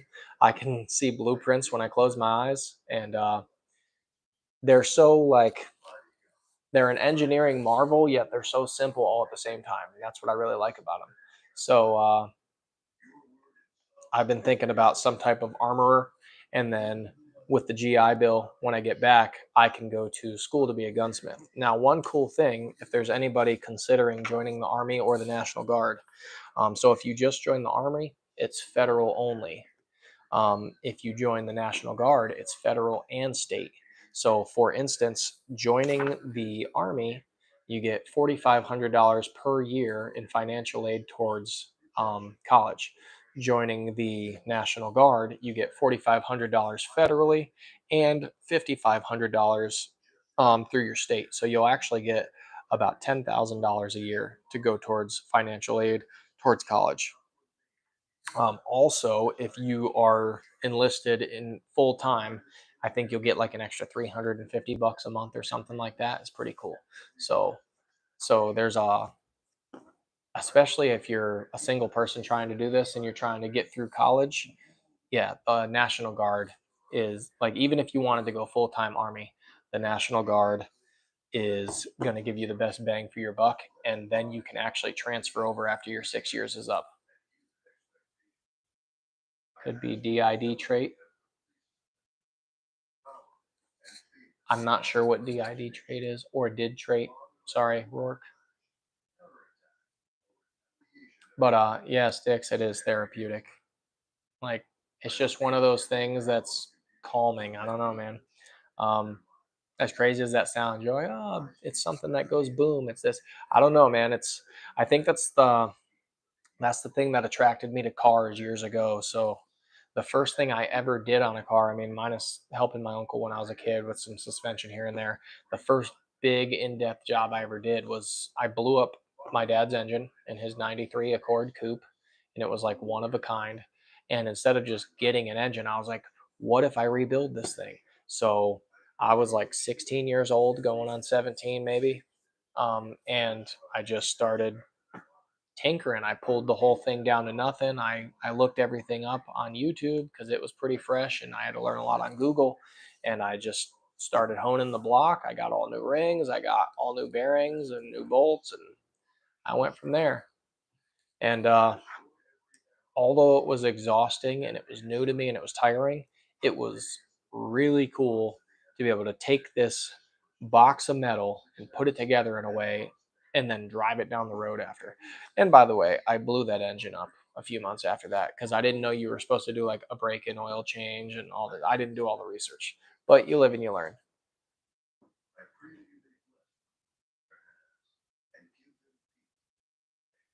Hamburger Eater said, do not join the army unless, of course, you're not educated. Let the dropouts handle the servant work. So,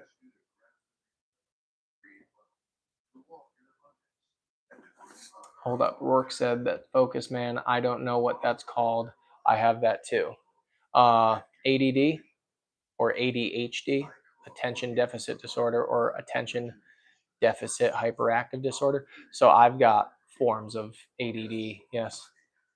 What up, Lyrics Boy? Welcome back. Um, Hamburger Eater said he meant STD. Different type of disorder, buddy. Different type of disorder. Um, so yeah, I haven't officially been diagnosed with it, but I could be retarded at times. We all got a little tism in us. I think it's just most of us gun guys have it. But yeah, no, the ADD is why I go from topic to topic. I would probably take medicine, but I'm not going to do that because then they wouldn't let me join, you know? STD, short term dreamer. I have STD. Don't make a clip of that, okay? Um, but nah, let's see. Rourke said, I think I'm just nervous and anxious. I focus, and we got the tism traits, just guys like us. Yeah, so this has actually helped me a lot with that, dude. Before YouTube, before I started doing this, and before I did like public gatherings, I used to not like talking in front of people. Um, I was very nervous, and sometimes I still am. You have to like do your 5 seconds in, hold it 5 seconds out, like before you talk to anybody. But I've usually been the nervous guy, and I think this has helped me really come out of my shell.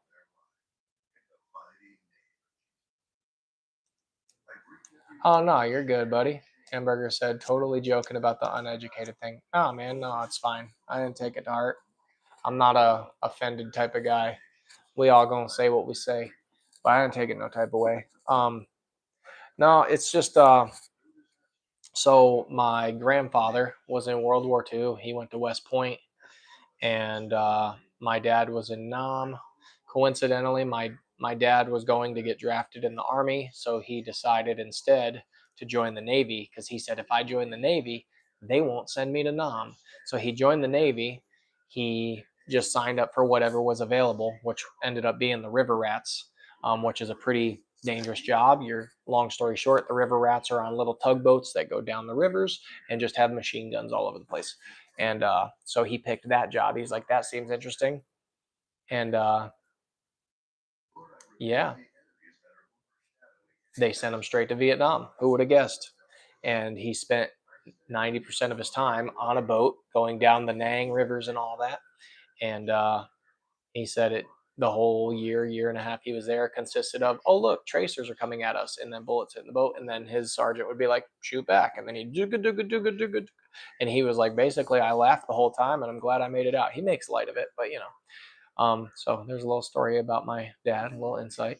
But it's something I wanted to do as a kid. It's something I wanted to do 10 years ago. I tried joining when I was around 21, maybe. And at the time, Obama was president. I want to say I was like 21. Yeah, something like that. And Obama was president, and they were no longer accepting GEDs. I got a 97 on my ASVAB, and I was still doing PT with the sergeants and all that. And then, um, yeah, they just stopped communicating with me, and I found out it's because they no longer accepted GEDs. So it was a huge bummer. And I'm kind of at this crossing roads in life where I'm not 100% sure what I want to do anymore. Yeah, it is messed up. I lost a bunch of weight. I practiced, I trained, all the things. I did have a banana in my holster at the gathering. That's how I roll, bro. Um, but although I was pissed at the time and it was messed up at the time, I'm glad it worked out. I got to meet my wife. You know, had to make a few mistakes before her, but got to meet my wife. I have wonderful children, and I've got a different head on my shoulders now. So that's that. Um, but after over 15 years of mechanicking, I just don't want to do it no more. All the guys I work with are just, they're in their 40s, but some of them look like they're in their 50s or higher. And it's like, you know, a lot of them just, no offense to them, they're really great guys, but they just seem miserable. Um, but yeah, I run lawn care now. I got a lawn care business with my brother, and I'm going to be running it full time. He's just going to manage it. And, you know, it's something different. I enjoy it. I'm allergic to everything I cut, so I bought a bunch of face masks. Basically, got to wear a gas mask while I'm cutting grass. So there's that. But you know, I figured it would. If you want me to be 100% honest with you, I want to do this. I want to do the interacting thing. I really want to come out of my shell. I want to give you guys like the best content you've ever seen. If there's anything I learned coming out of my shell and doing this, is that I really enjoy it. I really like connecting with people now. Um, and yeah, so I don't know if YouTube's gonna allow it. I don't really care. I'm gonna keep doing my thing. Um, Rourke said, "Become a cop or join officer, army, etc." Okay, so I was going to be like my nephew just signed it. My nephew is actually a local deputy, and he was really trying to get me in there, but I don't know.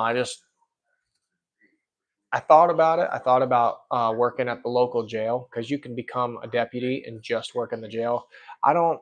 I don't like the idea of cops being out on the street pulling people over for doing 3 miles an hour over the speed limit. I'm just not that guy. I get it, protect and serve, but there's a lot of things I disagree with. I disagree with a lot of their training and how they're taught to treat everyday people. And even my nephew, he's a great guy. And he kind of said the same thing to the local sheriff. He said, you know, I disagree with a lot of this, etc. And I just want you to know that I'm not that guy, and I don't want to treat people that way. Um, but yes, the money is real good. But my local police station, they run like they run 12-hour shifts. So there's that. And what's crazy is if you look at the amount of police we have in America, we have more police officers than we have active duty soldiers around the world currently. And that's a problem, in my opinion. I don't understand why our country is so militarized. So, but that might be a conversation for another day. I don't know. Rourke said, my cousins in Canada, they have paramilitary cops. Yeah, dude. Are you from Canada? Or is just some of your family?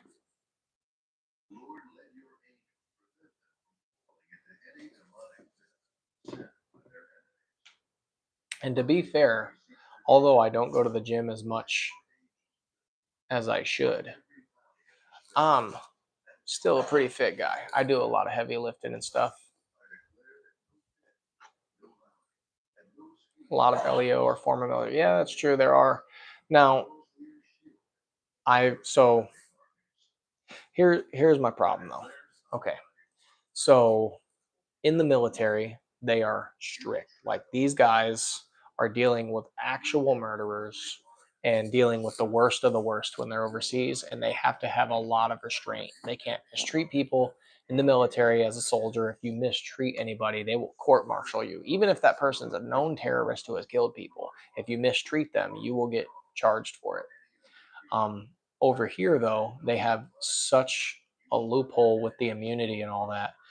Like, cops can cause car accidents, right? And cause serious injuries. But if it was in the name of them catching somebody or in a pursuit, like there's just a lot of legal things I don't necessarily agree with. And yeah, I don't know. Before I get off on a tangent, Dark Knight said, I showed my dad the AR9 super safety vid. So no, it doesn't make it full auto.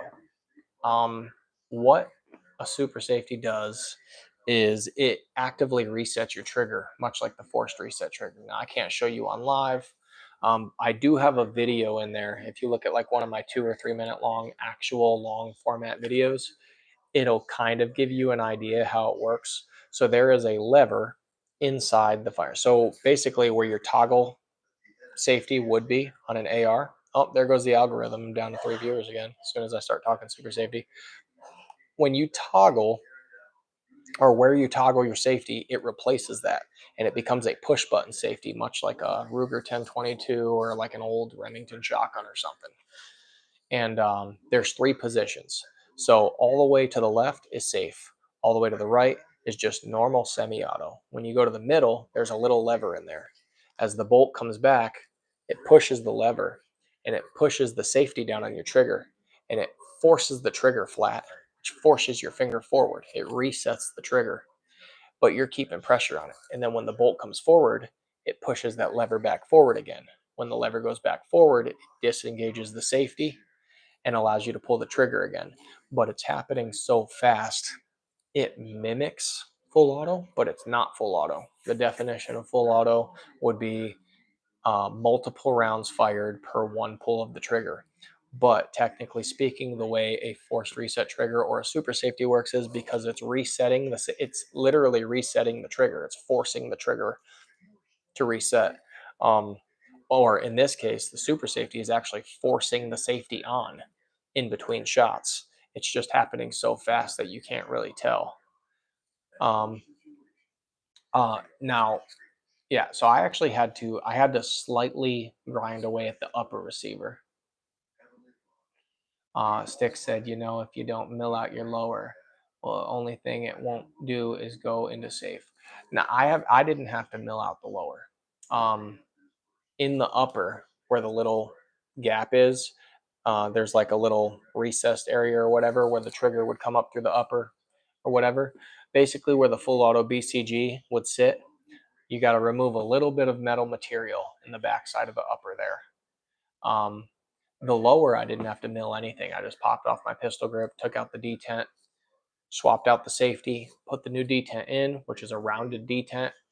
You also got to swap out the lower part of your trigger if you got the kit from that particular Active Safety Designs is the one I got mine from. Use discount code LPO for 10% off if you want to get yourself one, by the way. Active Safety Designs, discount code LPO, get you 10% off. But it comes with the detent spring. It comes with the lower part of the trigger. It's already milled out. It comes from the factory, so you don't have to cut up your own trigger. says, what is that little 3D printed O-ring? So that little 3D printed O-ring part, that is if that's depending on the receiver you have. Certain receivers, if you're having issues with it running properly, you put that over the lever and you got to shave it on each side. And what it does is it just keeps the lever centered essentially. But I haven't had any issue. I haven't had to use it at all. So it's in a drawer somewhere.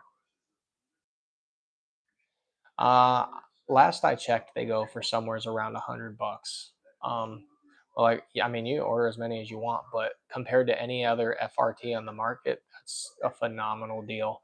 And what I really like about it is you're still keeping your semi-auto ability. It is a true three-position trigger. A lot of the FRTs, I know you can get three positions now, um, but you're going to spend $370 to $400, something like that.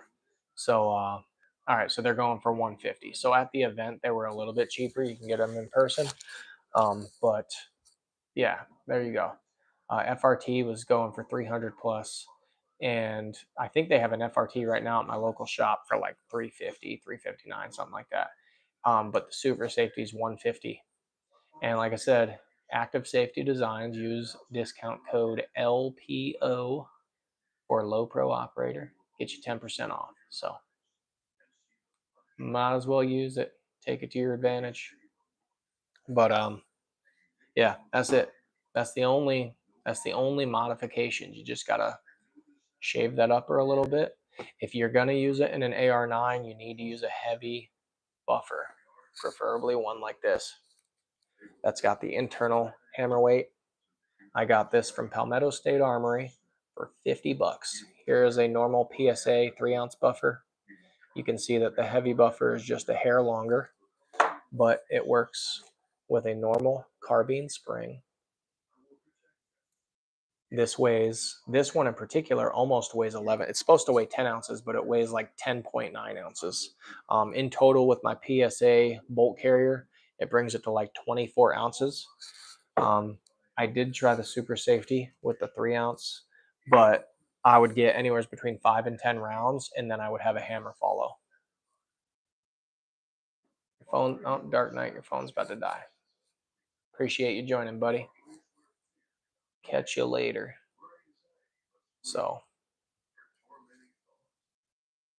yeah, if you're gonna use it in the AR9, this is the best, cheapest buffer you're gonna get. If you're using a normal buffer tube, PSA has these on their site right now for $50. So check them out. I tried it with my 3-ounce buffer and a spacer that I had in there, and I would only get maybe 4 or 5 shots before I had a hammer follow. So I popped out the spacer, and then I was getting maybe 7 to 10 shots hammer follow. I'd have to rack it. But once I put that 10-ounce buffer in there, good to go. And if you already got the buffer, then you're good to go. And that's what I got. I've got the Gen 4 bolt carrier from PSA, so I didn't have a single issue. And again, I brought oil and then completely forgot to oil my weapon because I got excited. I was having too much fun. I brought like 5 or 6 mags for that thing, and they were gone in, I don't know, I think I only made a few videos. They were gone in like 5 minutes. I got overzealous on that one.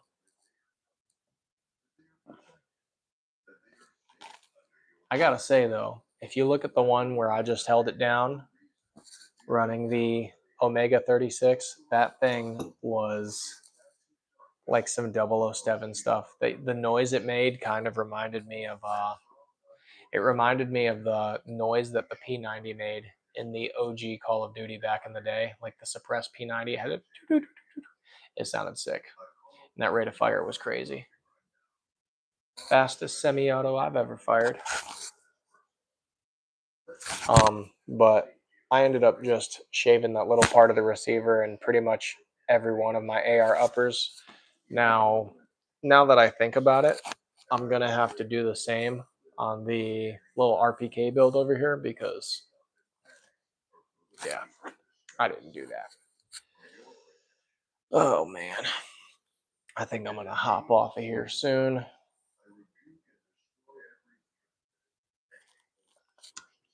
Stay hydrated, fellas.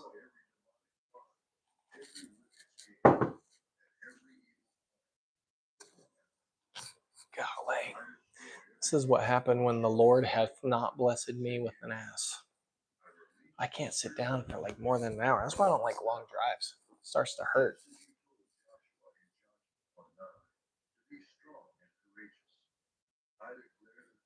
Candy Branch Range Day. Where's Candy Branch? Or is that just a term?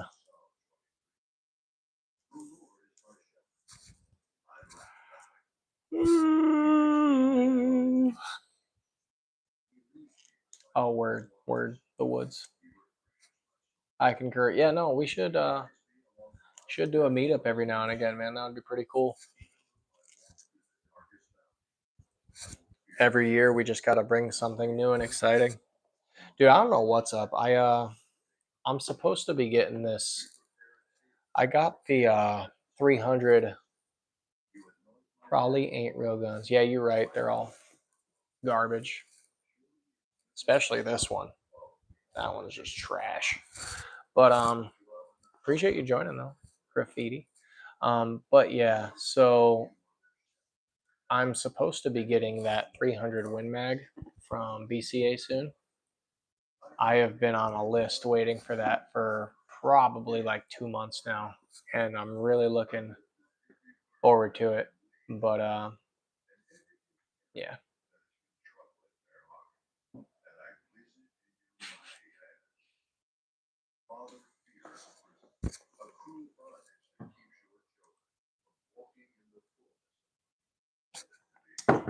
You want me to hold up some real guns? Yeah, buddy.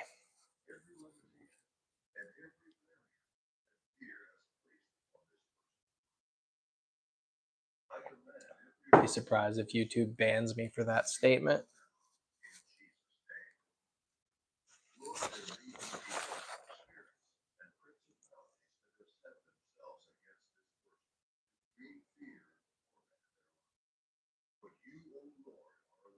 I'm not even gonna lie. I'm looking at some of these jobs for the Army right here, and there are some jobs that I'm like, I get it. Someone's got to do it, but man,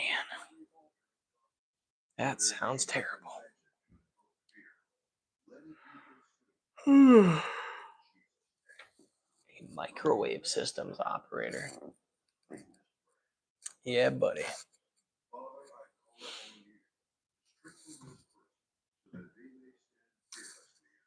I just looked over at my bottle.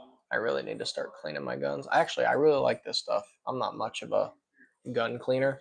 I'm more of a, oh, look, it's starting to malfunction. I should probably wipe that down type of guy.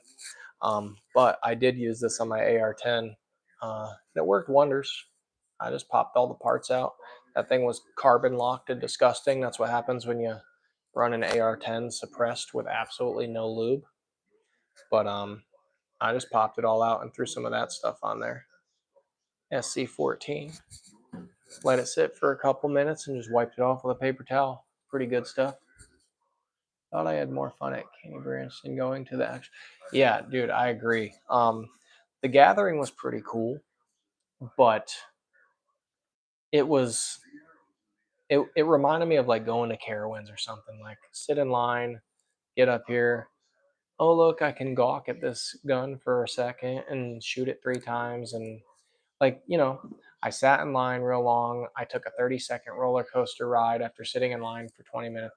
Don't get me wrong, I'm not complaining about it. I'm just saying like it gets hot and boring after a while. You know, I'm a 1-day vacationer, right? So by day 2, I was kind of over it. Um, I really enjoyed going out in the woods. We had a good time, and nobody got arrested. 3 hots and a cot, right? I know what Ricky says. 3 hots and a cot, baby. But we never got the opportunity. Yeah, it was a tease, especially when you get like some of those really nice pieces in your hand that they had there. I think the worst part though is that you're shooting like there was a couple of guns I shot that are like, oh, they were cool, and I didn't think much of them. But then I start talking to them about like how much some of these guns are worth, and they're like, oh yeah, this one's like 2,900, and this one's 4,000. I'm like, good God. that is worth that much. Okay. Um, I didn't realize until I did the math afterwards.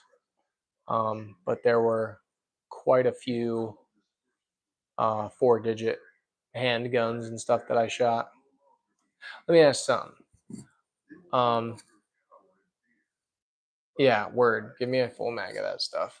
The 22 TCM was one of my favorites, and but looking back at the whole event of all the pistols I shot, I would have to say it was the Kimber 2K11 or 2311, whatever it was called.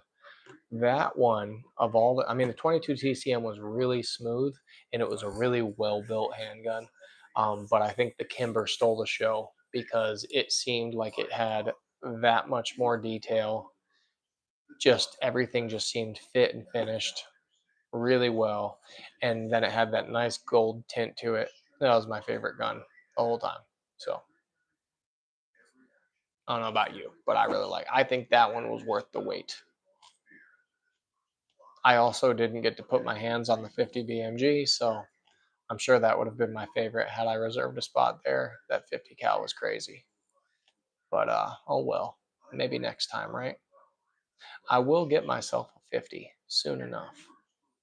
It's gonna happen. I'm gonna hit up I think it's Safety Harbor Firearms, and I'm gonna get that 50 BMG upper.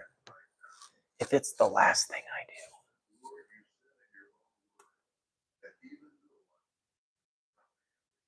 I got the song stuck in my head right now. I was flying through shorts, and there's this one that just keeps popping up. Wait a minute. PSA is coming out with a 50.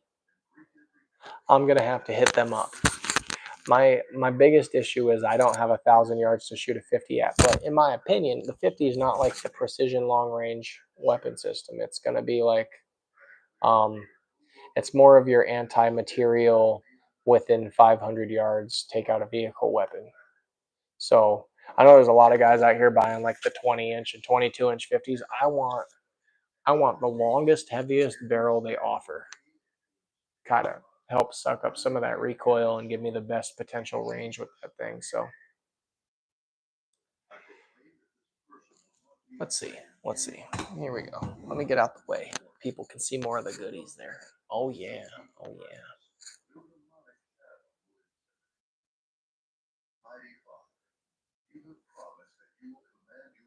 Ooh. Saber 11. See, I I'd be willing to make that purchase. I know a lot of people want to hate on them. And a lot of people say that PSA is for the poors. Dude, PSA's got some top quality stuff. And like look at the AKV, the ARV. You're talking about when they first came out, they were what, anywhere between $800 to $1,200, depending on the iteration that you got of their weapon system, and they're great, and they're not for the poors. I just think there's a lot of haters out there, and you get a lot of people that buy like $2,500 pistols and think that nothing below that price point can be good. And I just now you've got some really nice 1911s and they function flawlessly and they're great. But that doesn't mean that a cheaper one can't be good. And PSA kind of proved that with the dagger, right?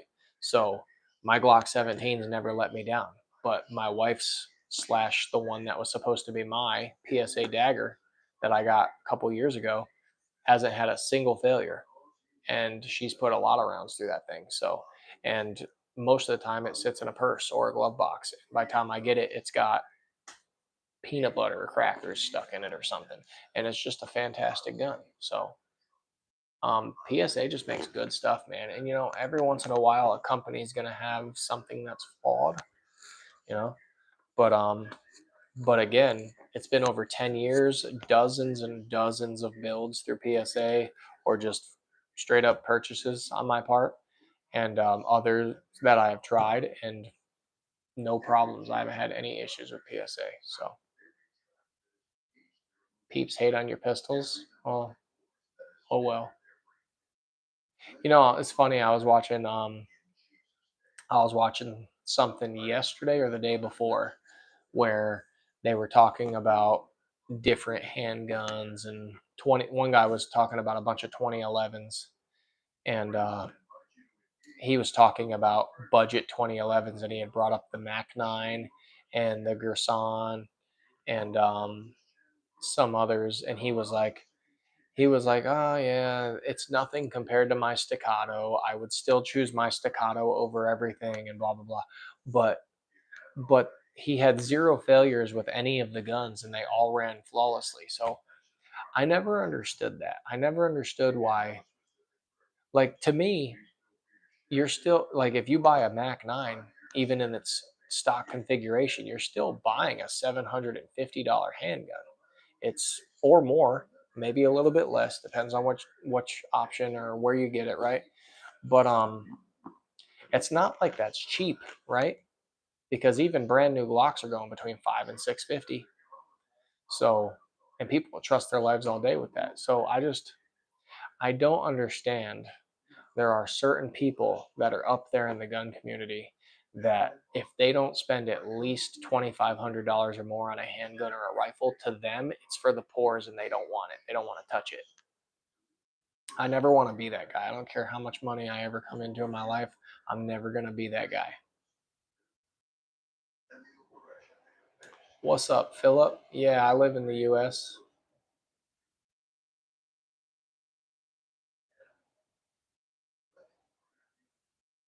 Dude, I've shot all of your pistols. I don't know if I've shot all of your pistols, but I shot a lot of them, and they are all probably on the top 5 list of best handguns I've ever shot in my life. So, um,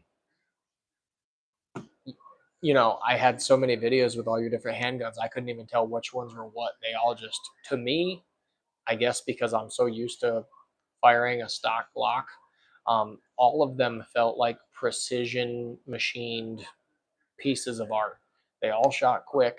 They all shot really well. I couldn't tell you which one I liked better, and I guess it was because I was just shocked by how well they all performed.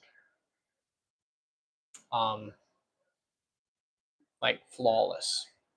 And it's crazy. I'm going back and I'm looking at myself shooting these, and I was like, I can't believe I actually shot out a string. Like, I forget. I want to say it might have been your Mac 9, but I had shot a mag through, reloaded 20 rounds, and I just and my finger just never got tired. Like, it's probably one of the best triggers I've ever felt on a handgun.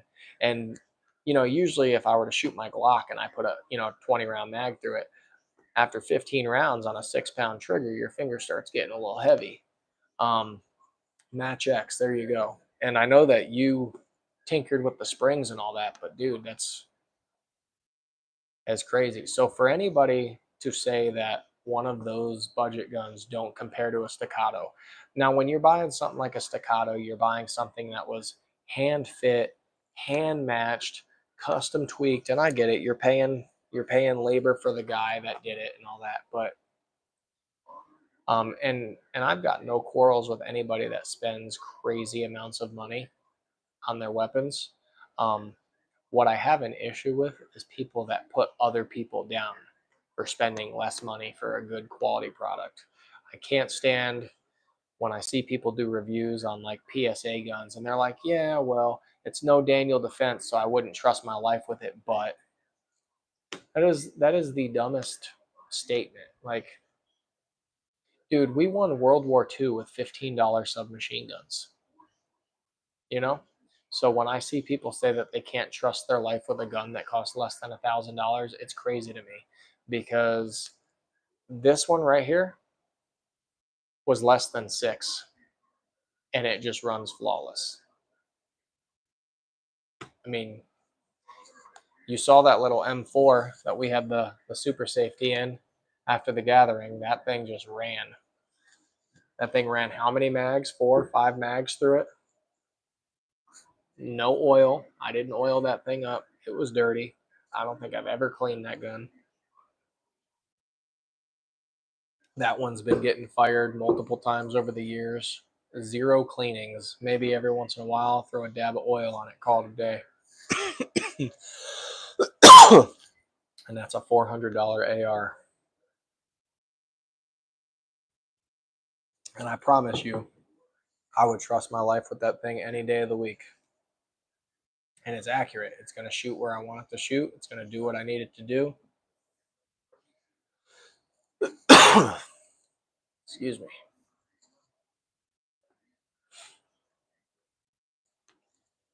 By the time I actually get around to cleaning my guns, I usually got to wear a mask and some rubber gloves because my hands will be pitch black. So most people have their own process on how they clean my guns. My version of cleaning my guns is just take some of the parts out, wipe them down with a paper towel, throw them together. But because some of my guns, I've gone so long without cleaning them, they do get some tartar up there, and I have a problem where I just don't like to throw oil on anything until it starts to jam up. Um, that's where I start hitting it with the gun cleaner, just having basically letting it sit for a while. But I do enjoy going in depth with the Glock. I did that the other day for the first time in years. I took it all the way apart down to like springs out of the gun, everything. And I appreciated that, being able to see all the springs and just giving everything a nice cleaning. I don't know if you answered my question earlier. I commented on one of your videos. I don't get any rust, bro. I don't have a lot of rust on my guns. Crazy enough. And I mean, I beat them, as you can see. I like throwing them on the ground and stuff. So I don't know. I guess because I use them often enough. But yeah, so I do have that threaded no name barrel. I forget what company I got it from, but it's been working fine. So I found a company that sells a comp for like 65 bucks. And I actually watched some videos that shows like a 35% reduction in actual recoil. Um, so I think if I'm going to go comp, I'm going to try them out first. And I might end up getting like an 11-pound recoil spring because I'm sure that I'm going to have to get a lighter recoil spring. It is what it is. Excuse me. But yeah, can't wait to see how that runs. I would like to get like a slight magwell adapter just for ease of reloading. Harrington Arms, that might have been the company I was looking at. Comps aren't super expensive. I figured that'd be a way to just kind of get me in there. That way I don't have to send nothing out at the time being. And in the meantime, instead of me sending out my factory barrel and slide, I was going to go to AIM Surplus and see if they had anything like Glock 17 or Glock 34 already ported, because I've got a spare Glock slide lying around, so I could just swap the parts out if I did something like that. I might end up squirting something out of the squirter. All right, bro. This is my final call. Appreciate you sticking around. I don't know if you're just working late or up late, but I'm sure it's 2 in the morning in Florida as well. I'll have to check them out. So one of my biggest flaws is what do I do? So my problem is I start using one or two companies, and then they're the only ones I like to deal with. So I'm like, oh, I like PCA and BCA for parts. I can't use anybody else. And I've gotten better over it over the years. But yeah, I need to start getting out there and checking out other companies, because I know there's a lot of other companies that offer great deals and great stuff. So I just get stuck in my ways. But dang, bro, you're working late. Sheesh.